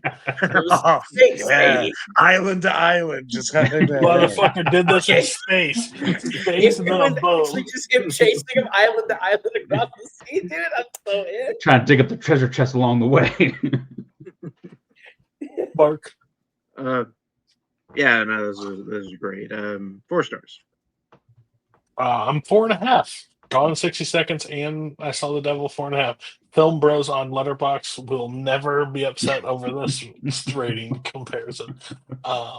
That's the show. I have the actual movies for the next roundtable coming up. A Hobo with a Shotgun. Hell yeah. Dark Waters. Oh yeah. What other one was there? Hold on, let me try to find these. I may have them, I may not. Dark Waters ribs. It's a good time. Heart 8. We knew. Yes, Madam. I'm trying to think of this Hitler movie. That Spence put. Guess Who's Back or something? Oh, yeah. No. What is that? I don't know, but that's been selected. I mean, Hitler comes back. That's got me to start watching that, and I turned it off within 25 minutes. Nice. Their exact expression was hold on. Like that dinosaurs movie, like sounds like we need some weird shit. And then popped and I put the Michael Scott, no, please God, no. And Sorcerer. That's awesome. Oh, okay. Hey. I picked that one, never seen it, but everybody tells me I would like it. So those are the movies for the next month.